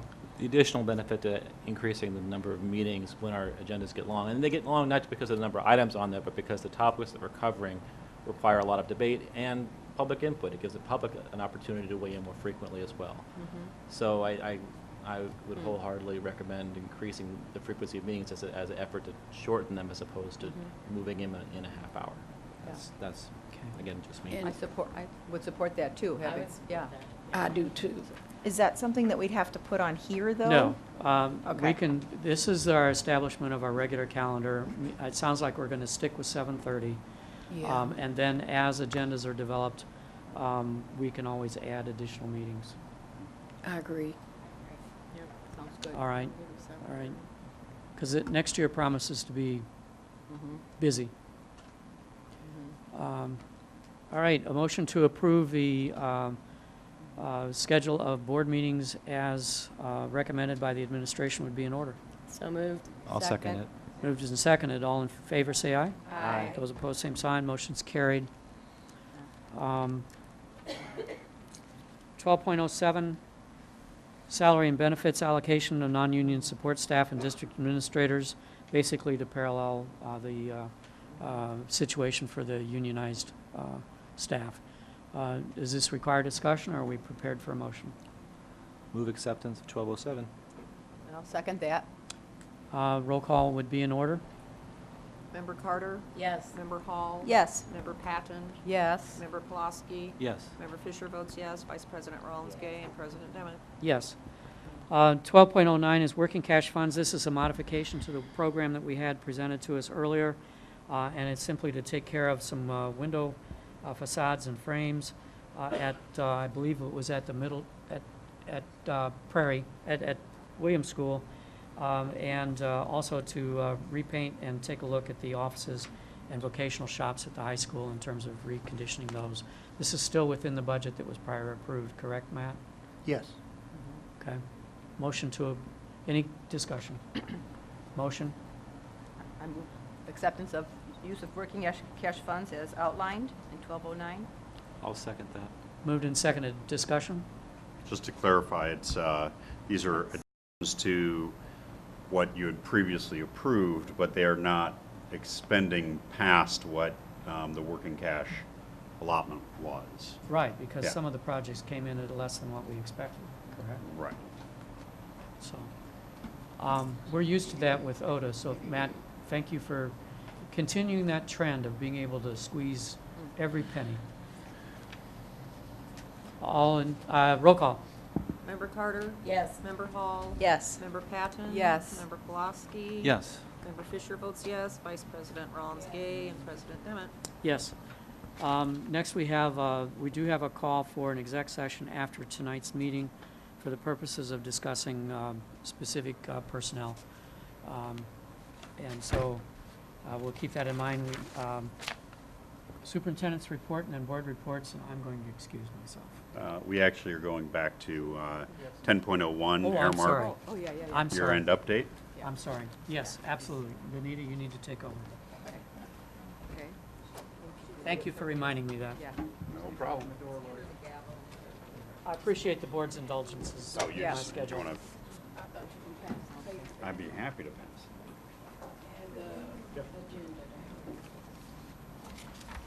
Okay, so Carrie Perkins, who is the food service director for Airmark, will give her end of the year update and review of the district food service. Go ahead, Carrie. Good evening. Good evening. First, I want to apologize. Normally, I come twice a year. This year, I missed the one that we normally do in December. I had a family member that fell ill and was in the hospital for many months, so I was there. So I do apologize. We will go back to 2 every other year after. We're going to talk about our food service update. It's going to be the whole year, but I talk fast, so we're going to get through it. First of all, we're going to talk about our new cycle menus that we did for this year, including breakfast, which this year included breakfast in the classroom, and the breakfast carts that we implemented. Lunch program, new cycle menus, after-school childcare program, and the summer. I separated out CACFP and Urbana Early Childhood in their supper program within the school district and Urbana Early Childhood because there were new regulations as of October 1st, 2017 that went into play, right in the middle of the school year, or the beginning of the middle. Meal participations, we're going to go over fuel promotions, harvest of the month, which we do every month, grants that we applied for and received, additional items, our staff, 2018 summer school, which is going on right now, marketing programs, and then I ended with a few pictures, which I don't typically do, but I thought they were neat to look at. And our new cycle menus for this year for breakfast in the classroom, we had a huge success for the students, the district, and the food service program. You're going to see in a minute the increase of how many kids that we fed additional this year by going forward with that program. It was a mandate, so we were forced to do it, but it was a huge success all the way around. We had 2 PTA meetings where myself and Carol Baker, we even went to the PTA meeting or met with the PTA presidents of 2 different schools, working with them to incorporate a few changes for next year. They're asking us to implement hard-boiled eggs into the classroom. There's some very positives within the protein of that, but then also the crumminess that we just got to figure out what are we going to do if the egg yolks crumb onto the floors. More proteins and cut fruit. This year, at the end of the year, we were experiencing some cut fruit that was available through our DoD program, sliced apples, sliced oranges. So we tried it in a few of the breakfasts in the classrooms, and we actually got emails saying, thank you so much, that helps the kids. So that was a positive. 6 through 12 breakfast carts, that's at our middle school and our high school. They were successful, but there's more to come on those. When we first wrote the grants, we wrote them for 3 carts at each school. We only started 1 cart at each school this year, and there were many reasons why. So the 1 cart that we had, when you talked to the principals, the kids began to expect the cart. They got excited. They didn't have to walk all the way into the cafeteria. They could get it right there at the doors. They utilized them, but when we open 3, I think it's going to even feed more children than what we're feeding right now. So Next year, we're going to start all 3 of them. Kids utilize the carts by running late to class or if they just didn't want to walk all the way to the cafeteria. Kids are happy. We were happy. The budget is happy. Life is good. Here's some pictures we incorporated. Up in the top left is the breakfast in the classroom bags that our grants were able to purchase. There's a big bag and a little bag for each classroom. Hopefully you can see it better in the copy that you got attached to your email, but there's a crate bag that keeps everything cold, and then there's an entree bag that can keep everything warm. Each classroom gets one of each. It's delivered in the morning before the kids come, keeps the food cold or hot for the period of time in which they are going to do breakfast in the classroom. They push it outside, and our staff goes and picks that up right in the morning once breakfast is over. On the far right is, top right is our breakfast cart. That one is actually in play. Miss Molly Smith is our assistant food service director, and she was running the cart that day because we were short-handed. So that is it fully built. You can see there's a lot of options for the kids that are coming in to be able to choose from. Bottom left was our high school cart, so you could see that they are the same built at each school. And then the bottom right, we have permission to have the child on our picture, but she was very happy in showing us how much she loved yogurt and grams that day for breakfast. Part of our grant requirement was to go around and take 2 pictures in every school and upload them to the grants, the people who gave us money, so they can use those later on, and that is where I pulled that one from. New cycle menus at lunch. We create them every single year. We're in the process of creating next year's right now. Some of the new entrees that we incorporated this year, which this one was horribly popular, tater tot chicken nachos. So you can imagine there are tater tots at the bottom of the nachos, and the kids just ate them up. Country fried steak. We went back to General Tso's chicken with rice. We've tried that a couple times throughout the years that I've been here. This year we created a yogurt, pretzel, and cheese platter. So similar to the ones that we had out there, if you guys saw with the cubed cheese, the yogurt, and the cut fruit, we did a pretzel yogurt cheese platter. I was really afraid we were going to drop off participation compared to the platters over there that you have today, but they stayed right up there. The kids loved them. So it was very exciting for us to have another vegetarian option, but also very healthy. Some kids just like to have a little snack of different items rather than a cheeseburger at lunch. So it's very positive. We still do vegetarian items daily, 3 to 5 times a week. We offer them 2 times, whereas at least every day there's at least one on. Supper, we have 5 sites. Cold 2 days a week, hot 2 days a week. That's a Monday through Thursday program. It's exactly the same as what that's been for years. We just update the recipes every year. Urbana Early Childhood did 2 sessions this year. I think that might have been the first time that we did supper in 2 different sessions. This could help me if she's still here. Darn it, we've done that 2 years now. Year before that we piloted it, but it is the second year then that we've done the 2 sessions. But we do 6-week periods where we feed Urbana Early Childhood a supper bag as well after their 2 different sessions. After school snack program, we came up with some new items. We incorporated those cut oranges that I was just talking about for breakfast in the classroom. We were able to get peach cups and various other cups like the mixed fruit and whatnot through our commodity program as well, which was great. We also incorporated after school snack program into some of our special promotion days. So Dr. Seuss, which you'll see a picture of here in a minute, and then National Pretzel Day. And we collaborating with them, it was the resource fair that we did at Urbana Middle School. Our tables happened to be right next to each other. We talked a lot at that time and decided, hey, when we do these special promotions for National School Lunch, let's incorporate the after school kids in them as well. The tricky part is coming up with different things to do on National Pretzel Day because it's the same kids are eating lunch with us. So Molly is our marketing person and she's the one with all of that. Urbana Early Childhood menus, 5-week cycle. We had new regulations this year for 3 to 5-year-olds. They could only have white milk. They took chocolate milk completely out of the regulations. You're not allowed to have it up through 5 years old, or to 5 years old, I'm so sorry. Reduced sugared cereal, you're only allowed to have 7 grams per ounce, so it did kind of change our menus a little bit there. Reduced sugar yogurt, 15 grams per 4-ounce serving. The regulation is 23 per 6 ounce, but then you can scale it down for our 4-ounce portions that we serve. Actually, all of our yogurts had already met this qualification, so we didn't actually have to make any changes there at all. 100% juice restriction. They are now restricted to juice 1 time a day. In our Urbana Early Childhood School, we're only serving them snack right now. So in all reality, we could serve them juice every day. We do not, but we could based on the regulation. But this summer, we're doing a breakfast, lunch, and snack menu, similar to what Chris was just talking about up here. So when we menu that, when these 2 classrooms enter, we're only going to be able to give them juice 1 time a day within all 3 of those meals. And we're doing that right now in our summer program. And the fruits and vegetable group has been separated, and that is a huge positive. In the past, the fruits and the vegetables were 1. So when you're looking at your regulations and what you have to give them, you really make that choice of, do I want to give them a fruit today or a vegetable today? Now that they've separated it, you get to menu the fruits and the vegetables even on the same day, which is very exciting. Breakfast participation. So I've kept from our previous PowerPoint slides the years on there with the numbers, which is very hard to see on there, so I do apologize for that. School year 14-15, we did 190,000. We saw a 20% increase between 14-15 and 15-16, and that was primarily because we went CEP, Community Eligibility Provision, when we fed everybody at no charge. Then between 15 and 16, we saw a 2.1 increase. That's just, I contribute that to menu changes and whatnot to make it more acceptability higher. And then between 16 and 17, we just saw a 57% increase. It started off with about 1,000 per day meals, and it ended up averaging at the end about 860-ish by the time that we got to the end of it.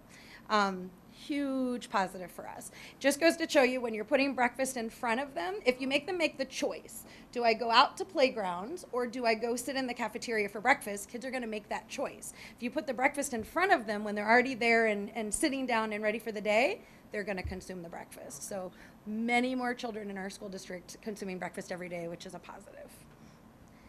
Lunch participation, again, I have all the years on there. We saw the 10.2% increase between 14 and 15 because of the CEP, Community Eligibility Provision, 3.7%, just what we could grab by making menu changes. And this year we saw a 2.1% increase as well, again, just on menu changes. We still do the pizza parties in the classroom, in the parks. We'll have teachers call us and say, hey, we're going to have a pizza party at Carl Park. Can you deliver pizza there? And we do. It is considered the pizza that we had out here today is considered a reimbursable meal. Elementary kids do not get this pizza every day. Our 6th through 12th graders get this pizza. When the kids at elementary schools want to have their pizza parties, we deliver it in the boxes just like that. Kids think it's coming from outside. They're very excited. It's our pizza that we're making for our 6th to 12th graders every day. Reimbursable meals, we get to count them, and whole grains, fruits and vegetables. Miss Lori asked me about that pizza. It's whole grain crust, low-fat cheese on the top of it, and the pepperoni actually is made of chicken pepperoni instead of pork pepperoni, which satisfied a lot of our need in our district as well. So very positives there. Fuel promotion, middle school and high school, we do this to try to help with menu fatigue. You run a 5-week cycle menu when you make menus every year, and so when the kids see the same items over and over again, you want to help the menu fatigue of those older children who are looking for marketing promotions. So we do something that we call fuel promotions. It's new items that we put in for a week-long period. We give samples, which you'll see a picture of in a minute, the week before we do it to let the kids pre-taste the items. Then the next week they're on Monday through Friday. So the kids can choose that item if they really liked it. Some items that are really, really good that the kids like, they eat every day of the week. And then the next week we have another item. So we'll have 2 weeks out of the 4 where there's additional items on the menus that are just specials. So I'm not going to go through them, but these are the new recipes this year. You can look at them on your PowerPoints that you got via your email. Harvest of the month, we do this every year. We've had this for many years. We just pick a special fruit or vegetable of the month. We go on, look at our Department of Defense fresh fruits and vegetables, what's available, what is in season, and we menu one of those and make it a special menu of the month. There are English and Spanish documentations out on the website. Ms. Joanne puts those out there for us every month. So the family newsletters, education newsletters, and community newsletters that parents can go out and get healthy tidbits about the fresh fruit of the month and also recipes and things like that. Very colorful documents and very easy to read and fun. Grants. We talked a little bit last year about the grants that we had applied for. We did apply and were fully awarded the National School Lunch Program grant. $46,196 is what we were given or allotted. We only spent $37,847 of that because we did such a good job at the competitive bids. We sent it out to everybody that was available on the internet, and I think 8 or 9 people sent back in bids, and so the price just was lowered and lowered and lowered as they knew that we were seeking from lots of people. So we only spent $37,000. We asked, hey, state, can we have the additional monies and other equipment? And they said, yes, you can. Mr. Abatessa and I sat down, decided where we were going to ask for additional funds. We sent that request in, and then they denied it because they said it had to be at the original schools that we got the grants at, and that's not where our need was sitting at that moment, and then the time ran out. It's very sad that we didn't get the rest of the monies, but we got all the equipment that we had originally asked for that was seeking that $46,000. Middle school, we were able to obtain 6 new proofer warming cabinets and a brand new combi oven, which is awesome to cook with if you ever get to in a commercial kitchen. Preston Williams, we were able to add an additional oven. As we talked about tonight, Preston Williams enrollment has increased and increased and increased. It decreased a little bit this year from last year, but it's still way more than what it was a few years ago when one oven was efficient. So we needed that second oven there. Here are some pictures of all the new equipment that we received. Top left is that combi oven. Top right is the Preston Williams oven. Bottom left is one, what we call the bigger, we're in and out of it way more, so we had to get a $5,000 warmer rather than our $2,000 warmers on the right-hand side that can be on each of those serving lines that we just get in during that short period of time of serving. So this is where all brand new equipment that money was used for in our kitchens. Additional grants, we had Action for Healthy Kid grant. We ended up receiving $24,000. We got $3,000 for each of our schools. Purchase breakfast in the classroom bags. The 2, meaning the big one and the little one that I showed on that slide. Transit carts, those are the silver carts that we transit them to and from the classroom. Fruit pans for inside the crates, the milk crates, and the breakfast carts at the middle school and the high school. That was all where some of that $24,000 went. We also got an additional $17,500 from Share Our Strength. We didn't get funded at Yankee Ridge. I've asked them twice why, because originally it was a yes, you're fully funded, and then when you go in there, there's one school missing. Nobody seems to be able to answer that question right now, but I'm still pressing to see where's my other $2,500. So we'll see what they come back with. We got additional transit carts. We actually were able to get a brand new POS system for every single school, and we use that in lunch and breakfast. So it actually made even the lunch program better, all the monies that we were getting for our breakfast in the classroom. Initiatives. We did get a scanner for each of the schools as well, and we got garbage cans for each of the classrooms so that we could do the garbage can in and out, so there wasn't a lot of trash buildup in the classrooms.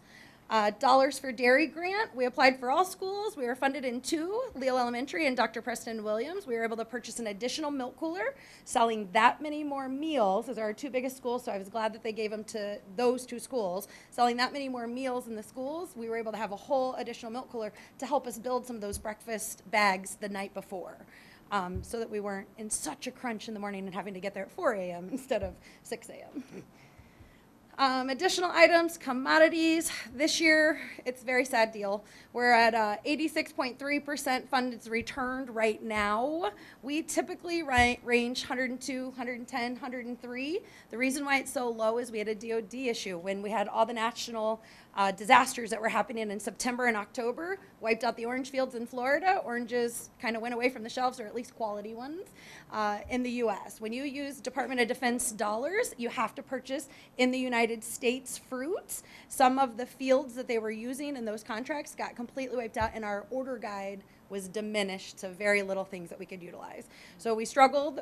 We continued to use the max that we could. Just as an example, 12 weeks of no oranges. 12 cases a week of oranges in all of our programs times the 40 weeks in the school year, $28 average price a case. It's $13,440, which was approximately half of the monies that we were missing there. It was very sad this year for Department of Defense, but we are hoping for no natural disasters for next year. Student viewpoint surveys, we did that this year. We do that every single year. You've got the winners who won at the middle school and the high school this year. We give away a $100 Best Buy gift card randomly. We draw one out for all the students who help us and give us knowledge on those surveys. results this month to help us revamp the school year menus that we are looking at right now. Rise and Shine grants extra. So that was some of the monies that we had gotten on that last slide. They asked us to represent Urbana as a panelist in Chicago. So I went up there and spent a day sitting on a panel explaining to other superintendents, board members, business managers, how we were doing breakfast in the classroom and how they could do it in their schools and make it successful. They also wrote a story, and the photographer came to Leo. They interviewed Spencer and Carol and wrote a story about us in their newsletter. They also asked me to speak at the 2018 Hunger Summit that they had over in Springfield. And so I went over there and spoke in front of a very big group about what we're doing in our nutritional programs. And we covered everything in there, all of our different programs that we're feeding children with. Increases that we've seen year over year, the positivity that's coming from that and the kids that are eating, they just want us to share kind of what are we doing to have kids be excited about eating. Aramark staff, we added 4 positions along with 18.75 hours throughout all of the schools for breakfast in the classroom. So a lot of our staff received more hours, which made them benefit eligible. Some additional people were added to some of the schools, just kind of helped our economy and our world with our employees, which is a positive. We continue to do a monthly attendance incentive, $30 bonus. They can get a free pair of shoes for crew shoes or an Aramark fleece jacket. We do yearly perfect attendance awards of $100. This year I actually upped it to $150. We split it in December. If anybody had been there the whole year, we gave them $50, which we've never done before. But then at the end of the year, we would normally give them the whole 100. We gave them an additional 100 if they were still on that perfect attendance. So we're really promoting that, and our employees see that. We do struggle a little bit in the employee realm getting people to come to work, but we have a core group that are very dedicated in there to serve the kids every day. Employee Appreciation Day, we celebrated the employees with treats and prizes, and we added bonus awards. We did money drawings out of a hat for some of them who came and were very excited. Summer school, 4 national school lunch program sites are open to feed the public. We're doing breakfast and lunch every day right now, Monday through Thursday at King Elementary, Dr. Preston Williams Elementary, Urbana Middle School, and Urbana High School. Our menu is out on the website that tells all the times where the public can come and eat. We do have some public that are utilizing it, which is good. We never get enough public. We want the public to come. We advertise. We send out menus in advance. We just don't get a lot of people that utilize it. But we do have people coming right now to every single site utilizing it, which is great. One CACFP site, it is a closed site, that's Urbana Early Childhood, and those are the children that I spoke of earlier that we're serving breakfast, lunch, and snack to. First time we've used that kitchen to feed the children, and it is beautiful. You guys have talked many times about building the brand new school. Thank you for the kitchen. It is beautiful as well. Met with the teachers and assistants yesterday. Actually, I wrote this on Thursday, so I do apologize for that. I'm just typing how I'm feeling. Last Wednesday to do trainings and discuss breakfast in the classroom and discuss housekeeping items, and the staff over there was very positive, very excited about feeding the kids and getting food into their belly. So I was very receptive to that positivity because you don't always have that. So that was great. Marketing promotions, Happy Birthday Rice Krispie Treats. We do that every month in every school. I'm sorry, elementary, K through 5. Thanksgiving lunch, we had a huge day, turkey and gravy, mashed potatoes, green beans, applesauce, bread, and dessert. Not every kid in our district has a big Thanksgiving holiday meal, so we provide one at school the week before just to make sure everybody is included in that if they'd like to be. Holiday donuts. Everybody thinks, oh, donuts, don't do that, but they're whole grain, and they're delicious. We did that a few times this year. Valentine's Day, we offered strawberry milk. It's the only time of the year we did it, but I'm going to tell you that I've never seen those kids so excited about strawberry milk. Really kind of makes me think, should we do that always? No, never mind. Ash Wednesday and Fridays, we did put fish on the menus just to help people who do celebrate that. Dr. Seuss's birthday and Read Across America Day, we made menus out of that day. There were special promotions.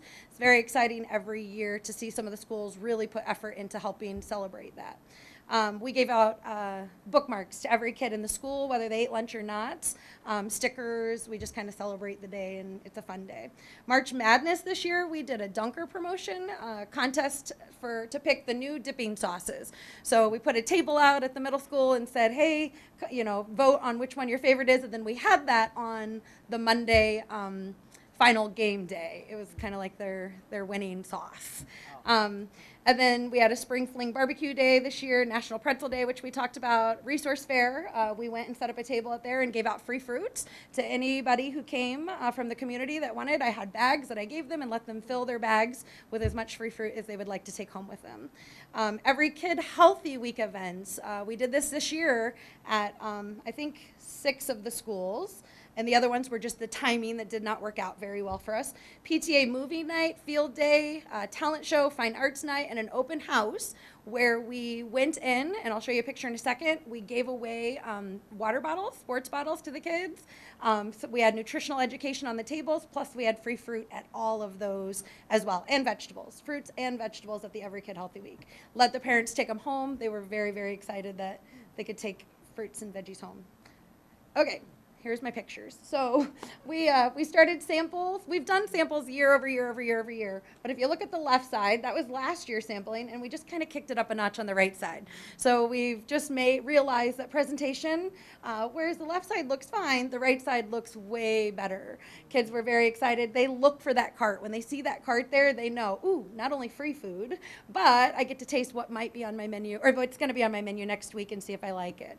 I will admit some of the administration gets as excited as the kids do about the samples. So we put that out 2 times a month, the week before we're offering that fuel item. Here's just a few more pictures. There's various different kinds of samples for their few items. This is our March Madness promotion that we just talked about, where we let them come and vote for their new Slam Dunker sauce. Kids got excited about that. Dr. Seuss's birthday. Top left is blue Jell-O cups with red fish for red fish, blue fish. We just kind of incorporated as much as we could. Some of the teachers get excited and dress up as well. Here's our donuts. Happy Valentine's Day donuts. Our staff will put together a plate. They went and bought those. I did not give those to them. The little sweet tarts, they did that on their own because they thought it was cute for the kids. On the right side is an actual reimbursable meal with a donut and fresh fruit, juice, and milk. Here's our Every Kid Healthy. You can see the tables, probably better on your computer screens, but you can see that there's fresh fruit. We had bouncy balls and water bottles that we were giving out to the kids. So the kids were excited about that. Again, I got parent approval on that one. We installed Tines at our middle school. It is just a marketing promotion for kids, kind of liven up the color. This year in our cafeteria lines, before they were white, they were kind of dingy and just bare walls. So we went in and we put in different colors. Every line has its own color, brightened it up. Before we even started, when the administration started coming in, and even the teachers at the school, people were popping in all day long to Molly saying, oh my gosh, it looks so good in there. And that's what we wanted to do. The kids were excited when they came in. It was something new and fresh, and just kind of livened up their cafeteria, or their servery lines. That's it. I don't think I talked as fast as I normally do, sorry. Okay. Are there any questions about? I just have a couple quick questions, Carrie. Okay. I noticed that you do serve yogurt a lot. What kind of alternatives do you give children who have dairy allergies? So we have a couple in our school. We go and we buy the soy yogurts. Okay. So there's a couple of kids in our school that really want to have the pretzel yogurt and cheese platter, but they have the allergy. So we'll go literally to the store, because our distributor doesn't have that in bulk. We'll go to the store and say, hey, are they going to eat today? We'll go buy 4 or 5 of them. We'll have them in the refrigerator so they can participate as well. We do accommodate allergies all over the place. Yeah, and all different I'm allergies, sure. but- That's what I was kind of surprised when you were talking about adding eggs, because I had quite a few children recently with egg allergies. And the egg allergies are tricky because sometimes they can eat it if it's baked in, but sometimes they can't. Some of them can't have it at all, so it's very tricky. I mean, Yep, we do. We have some that have it, some that can have it cooked, cannot have it not cooked. Yeah, we accommodate all of them. A lot of the times it requires us going back to the parent and saying, if we have this, would you rather them have this or that? And so then we'll send it to that classroom. thank you. Sure. Questions, No, Peg? just thank you for being, always thinking outside the box and changing things up so that options are healthy and attractive, because that matters, of course, so, thanks. Thank you for feeding us tonight. Yes. Yeah. Yes, This thank is- you. this is It was really delicious. good. It just is Yeah. what a lot of people think is just not regular food. No, we need to market this. I'm sorry, Paul, I know that you have the parfaits that we had, we do those on supper, and the kids get very, very excited about it. You have to produce like 400 and some when you do them, so it's a big deal, but it's their favorite. If you talk to some of the supper splash people that are in charge, they'll ask you, when is the next parfait day? The kids are already asking us about it. So those are great. The fruit and yogurt platters, those go over big everywhere. Elementary schools, I didn't think they would really go over huge, and they're like 200 at a school when we have them on. It's a lot. And then the pizza, of course, it's our K-12 pizza, but whole grain crust, low fat cheese. Awesome, it's very good. Okay, Paul. So I want to applaud you for your, I know your efforts in prior years to get rid of all those styrofoam trays and use the baskets now, but I've noticed with all these consumables for the parfaits and everything, there's still plastic. Have you looked into options reducing waste with those items? I'll be honest, no. I can. We did a big initiative to get rid of everything. Yankee Ridge is our last one. Middle school also. I'm not gonna sit up here and tell you that at the middle school we've changed over, but going into this year we are. So going into this year we'll be completely foam free unless a dishwasher goes down or nobody comes to work that day. Those are the only times we revert back if we absolutely have to. As far as that goes, that's just getting the trays off the table. So as far as the plastics, not as of yet, but that can be our next thing. Thank you again. Oh, I also wanted to say thank you, but I just wanted to quickly make sure, when you said about the breakfast in the classrooms, I was really excited when you talked about that last year. And you said that a lot of kids would choose to not go out to play because they were worried about missing breakfast. Did I understand that properly? No, opposite. Before you had it? Yeah. Before you implemented it, now that you've got it, you've got more kids going out and being active in the mornings because they know that they're going to have breakfast waiting? So they changed the breakfast time, or they changed the come to school times, I'm pretty sure, just a little bit later. What I had said in the presentation is that before the kids had a choice. Do I go play or do I go eat breakfast? And so they would choose to go play every time. That's where friends are. That's the social aspect. Kids, we did have a large group that would run in 2 minutes before, I want to get breakfast, I want to get breakfast. This is prior to breakfast in the classroom, but then they would all walk in late to classrooms.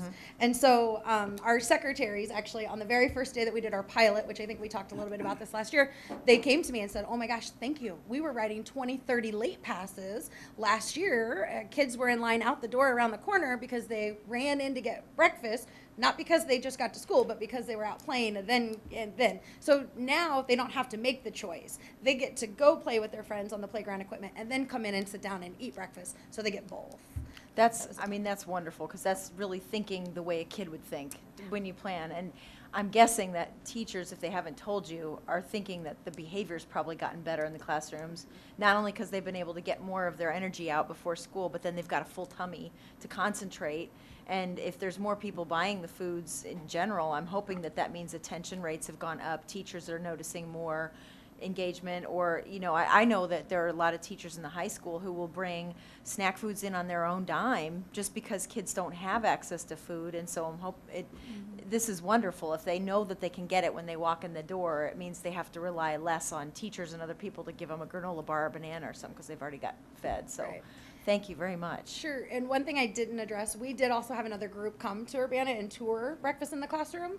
They toured over at Wiley, and meeting with the teachers when they walked into those classrooms, the teachers were very positive about breakfast in the classroom and the things that it's done. I can't tell you that we've actually surveyed, myself have surveyed it, but just hearing what those teachers, and I chose them randomly, who's in there and ready, let's go into this classroom, it was nice for them to hear the positives when a group comes and it's doing what it's supposed to be doing. Well, thank you. Yeah. It's a great program. I'm so glad we do it.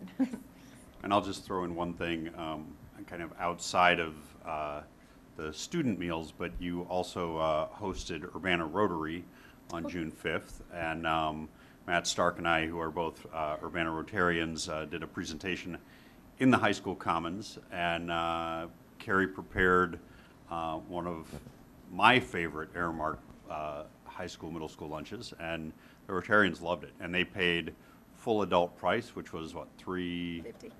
$3.50. $3.50, which was a huge savings off of their regular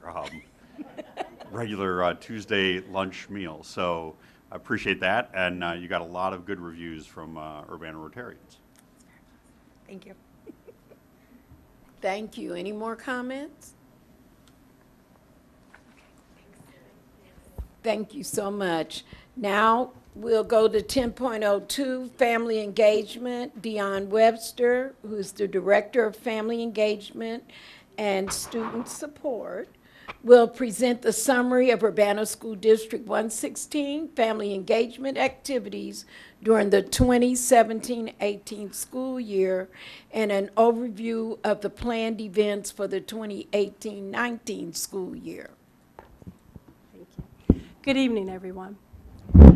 I just want to give you a brief overview, and I'm welcome to answer any questions that you have. I uploaded a lot of the survey data that we have, the brochure for the Family Advisory Committee, et cetera, in your packets. So I don't want to read everything to you, but I do want to highlight our main points from the report, and then any other questions I'll be more than happy to ask. So this year we implemented a family engagement survey. During fall parent-teacher conferences. We worked on it in June.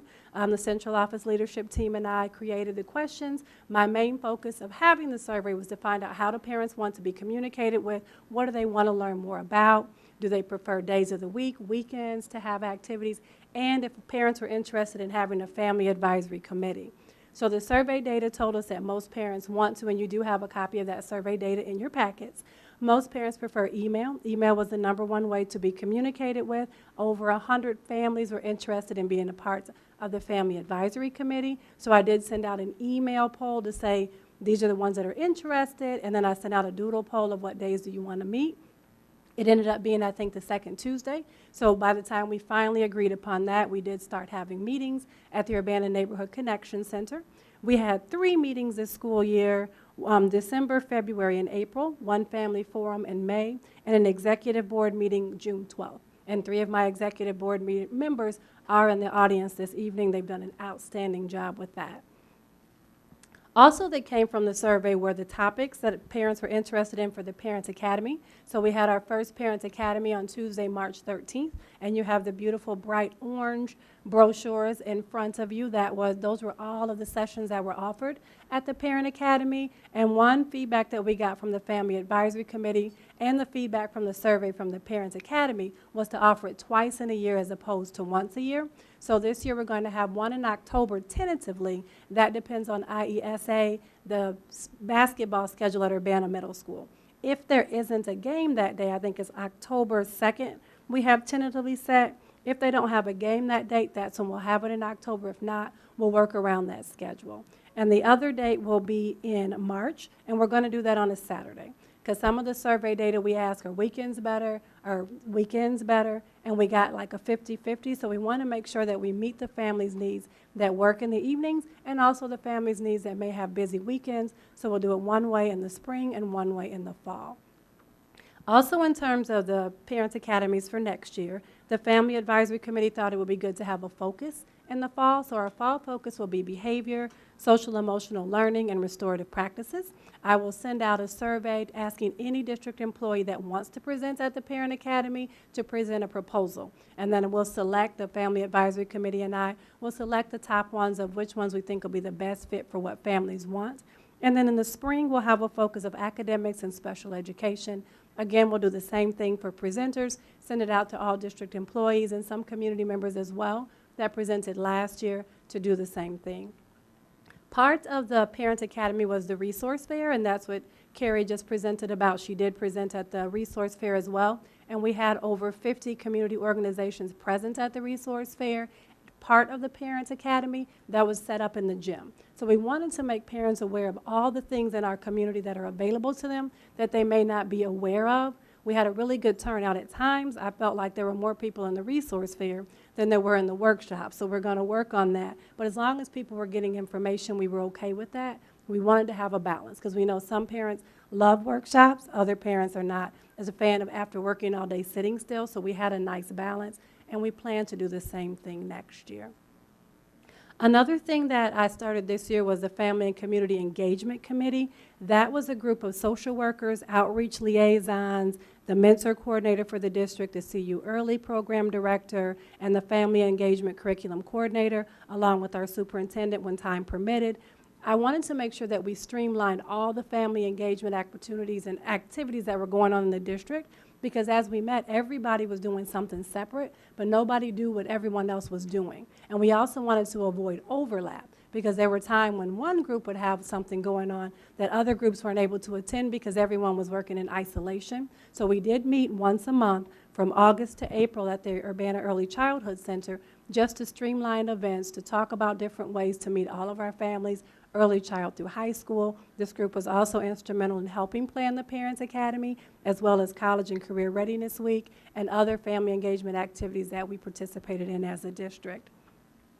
The Urbana Family Advisory Committee for next year, as part of the plans for 2018-2019, the Executive Board decided that it would be best to have focused topics at each meeting. So from September to May of next year, each meeting will have a specific focus.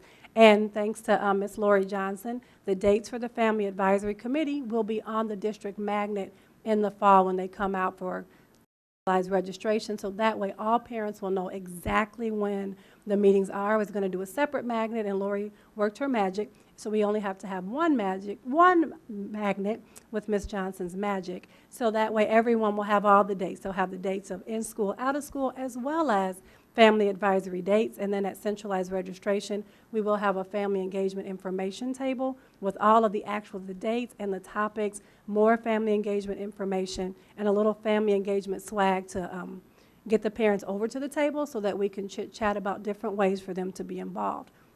Because one thing that I've learned this year from going to PTA, PTO meetings, talking to parents in different meetings is parents just don't know how to get involved. They don't know what's going on in the district or how to get involved or different opportunities. So I want to work on ways of meeting parents where they are and giving them information in different ways. We do have a Facebook page, the Urbana Family Engagement page. We have a Twitter page, same name, Urbana Family Engagement page.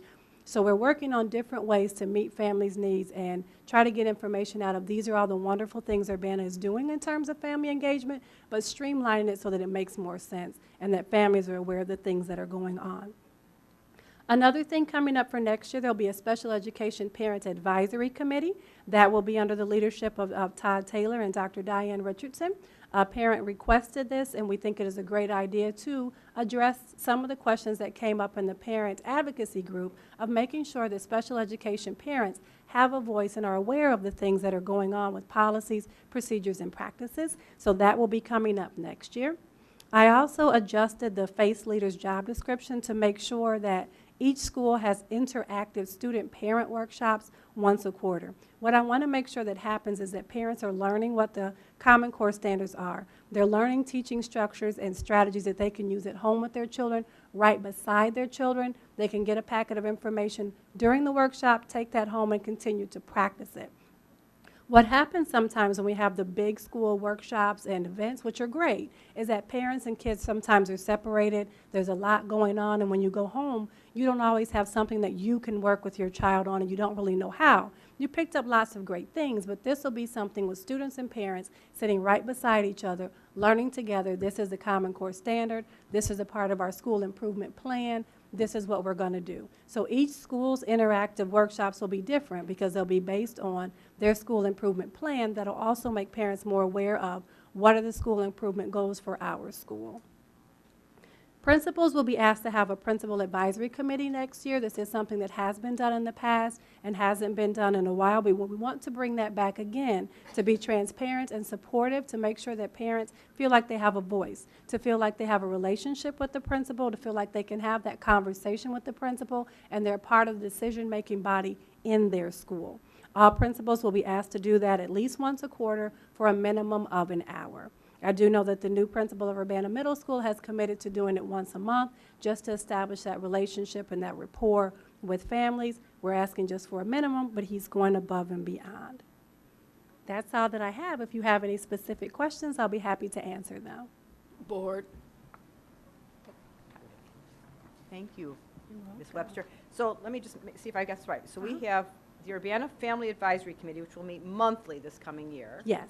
and the Parent-Teacher Advisory Committee, which will meet once a semester, Correct. and the Special Ed Advisory Committee, which will meet once a quarter, and the Correct. Principal Advisory Committee, which will meet once a quarter. Correct. And then PTOs will continue. Correct. So I have kind of a two-point question. Sure. One is, do you expect overlap in the various committees? Like some parents may be on 2 or 3, or do they have to commit?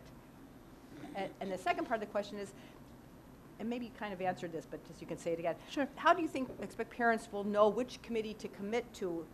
I mean, I'm just thinking of our most recent example where there was, you know, a lot of concern that parents didn't have enough input to the change in the disciplinary structure at the secondary level.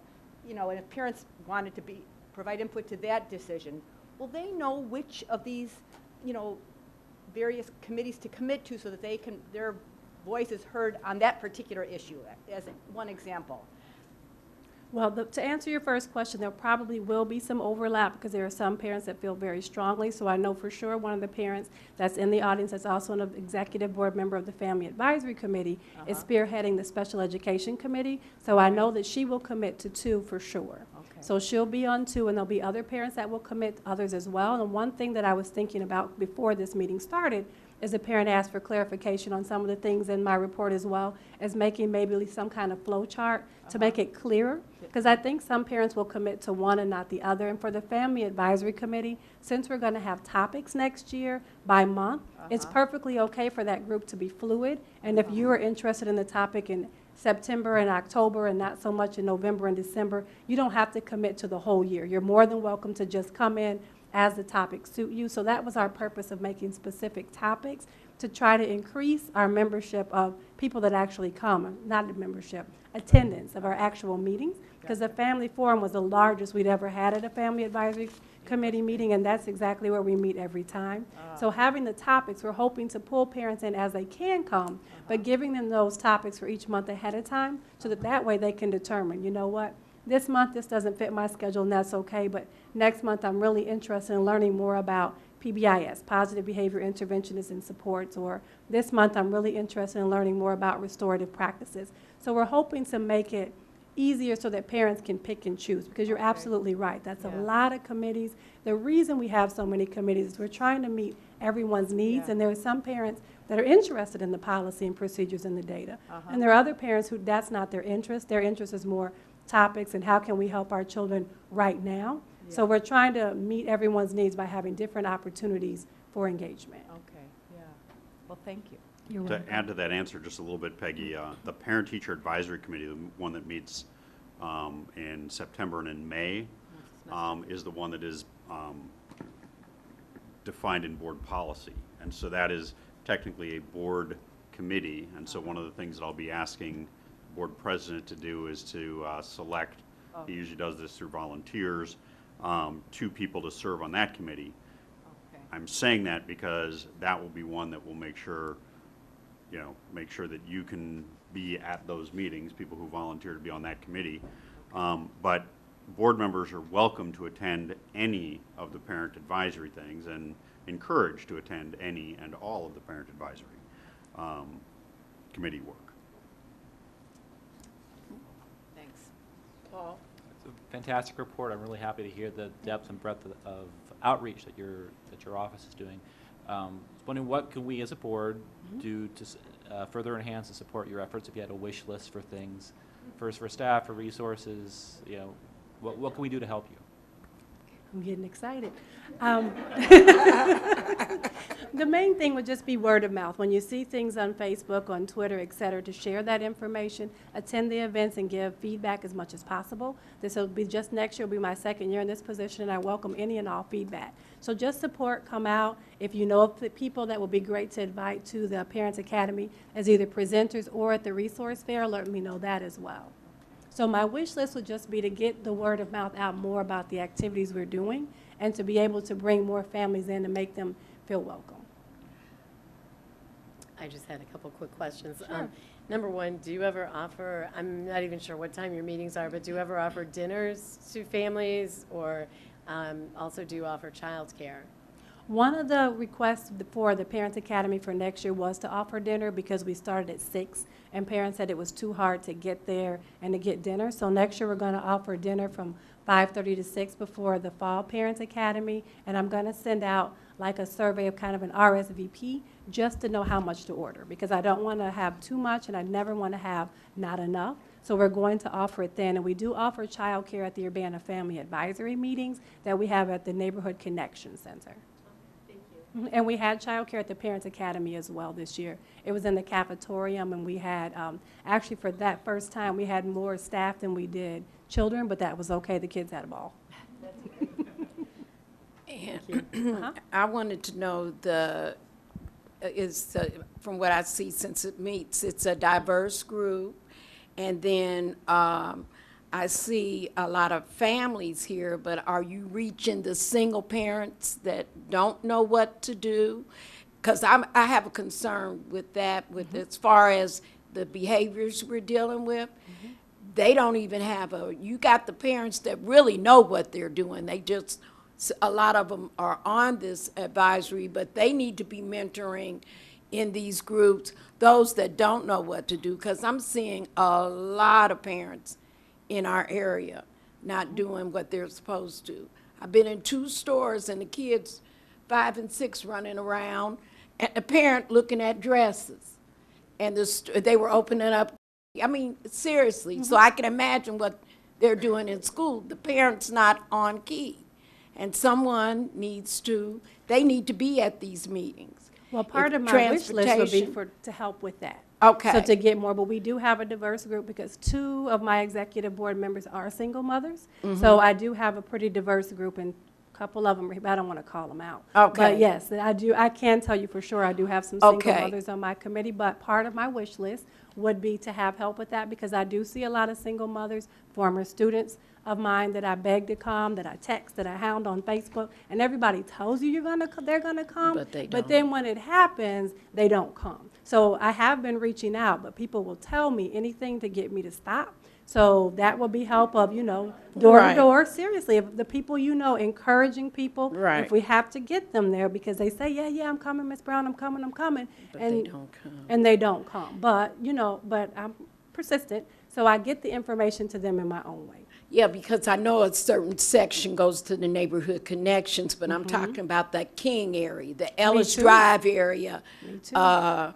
That's my concern, all of that part, because I know you got the diversity in that area, the ones that attend that, but just reaching out. So however I can help with that too, put a flyer in their door, and I'll tell them about their kids. Please do. So, yeah, I don't mind doing it, that they need to be there, so. But that's actually the group Yeah. that a lot tell me I'm coming, that area, because I was there for 4 years. So I Yeah, have I reached know. out to them personally at church, other places, social Right. organizations, and they say they're coming. But yes, I will give you flyers, and seriously, we can put them on doors, put them, et cetera, because they say they're coming, and they're just for various reasons. No judgments, because people have lives. But we do need to get more people out from every school. So if everybody at the table could do the same thing in their neighborhoods, that's part of my wish list. It's growing, Right. but Good. just keep contacting me. I'll let you know as it grows. Okay, great work. Any more questions, board? Okay, thank you so very Thank much you. for your excellent presentation.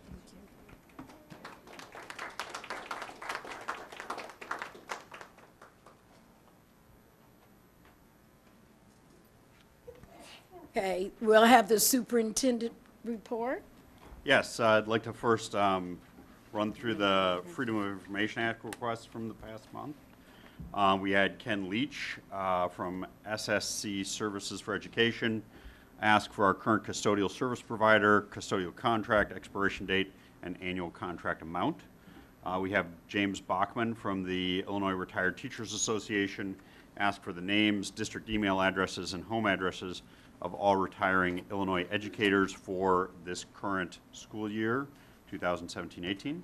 And then we had Lindsay Jones from the News Gazette ask for all written and electronic communications from August 1st, 2017 to May 17th, 2018 to all Board of Education members with the words Urbana Middle School or UMS, Urbana High School or UHS, discipline, fighting, student, deans, dean, and all written electronic communication from August 1st, 2017 to May 17th, 2018 from all board members with the words Urbana Middle School or UMS, Urbana High School or UHS, discipline, fighting, student, dean, and deans. So those were the FOIAs. I just have a few quick things. In terms of the equity work that we're doing, we've been planning hard for August and all of next school year. Our equity leadership team has been meeting almost weekly over the summer, preparing for next year, doing the work with our school improvement teams and what we call our professional development cadre members.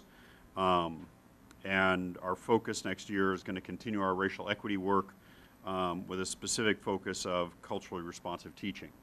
And there's a great book that just came out, and I'm blanking on the author's name, but the first couple chapters are all about culturally responsive teaching in the brain that focuses very much on the research and work of Karen Sims, who is our consultant that we work with on trauma-informed care.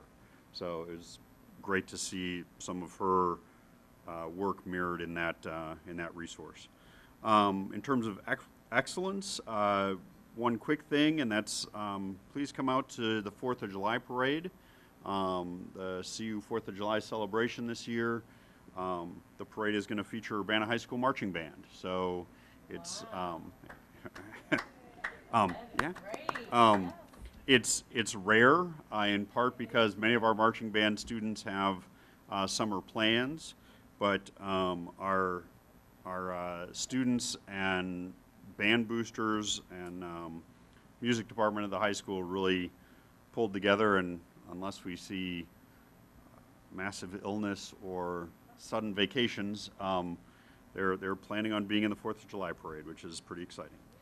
And then in terms of engagement, just two quick things. One is on July 22nd, which is a Sunday. The Champaign-Urbana Schools Foundation is partnering with the Illinois Marathon to do the 2018 Mile at the Pines. All the proceeds go to the Champaign-Urbana Schools Foundation. It's a 1 mile race or walk. Anyone can participate. You do not have to be a runner. You probably do have to receive clearance from your orthopedist before you can run. It's okay. Inside joke. And I will say that I did the same thing that I did last year, which is I've thrown out a couple challenges to the superintendent in Champaign. If Urbana has more registrants, staff registrants than Champaign does, even though they have twice the number of staff, which we did in the fall, we outnumbered them by 4. I will donate an additional $116 to the CU Schools Foundation, and if an Urbana staff member outruns a Champaign staff member, I will throw in an additional $116. That does count for board members, and I will say that I'm not doing my third challenge, which was a personal challenge on beating my time, because I have a feeling that most people will this year. So, but that's good. I will be in the walking group, and I'm looking forward to it. So that's July 22nd. You can go to the Champaign-Urbana Schools Foundation website or the Illinois Marathon website to register. I also believe that it's just Mile at the Pines, all one word, no spaces, no punctuation, .org or .com. So it's one of those two. So that's that. And then also with engagement, I want to thank the parent advocacy group. I met with 2 of their leaders after the last board meeting, and one of the things that I'm working on this summer is a rollout of the strategic plan. And while we're not going to form working groups until August, I am going to do some specific forums around each of the district goals. And I'm asked the parent advocacy group to help me promote that. And so each of the district goals, probably starting next week or the week after, actually the week after is 4th of July, and try and do one of the district goals each week. And so I'll make sure that the board members have those dates as soon as I can get them into my calendar. So looking forward to that. And again, I appreciate everyone's engagement. before we go reports, Don, you want to expound on the young lady that was in the paper today that, yeah, she wrote a grant, and she's going now to India participating. She just recently graduated. She just graduated last year. And actually, Zena Dolan graduated from uni. She was Why a did they student. say Urbana? Well, she went to Urbana Elementary School. Yeah, she went to Leal and Urbana Middle Okay. School. She's in Urbana. She still lives in Urbana. In fact, I saw her Okay. just the other day. But it probably said that she graduated from uni high school in Urbana. But yeah. Yeah, okay. Just wanted clarity. Yep. Board reports. I move adjournment.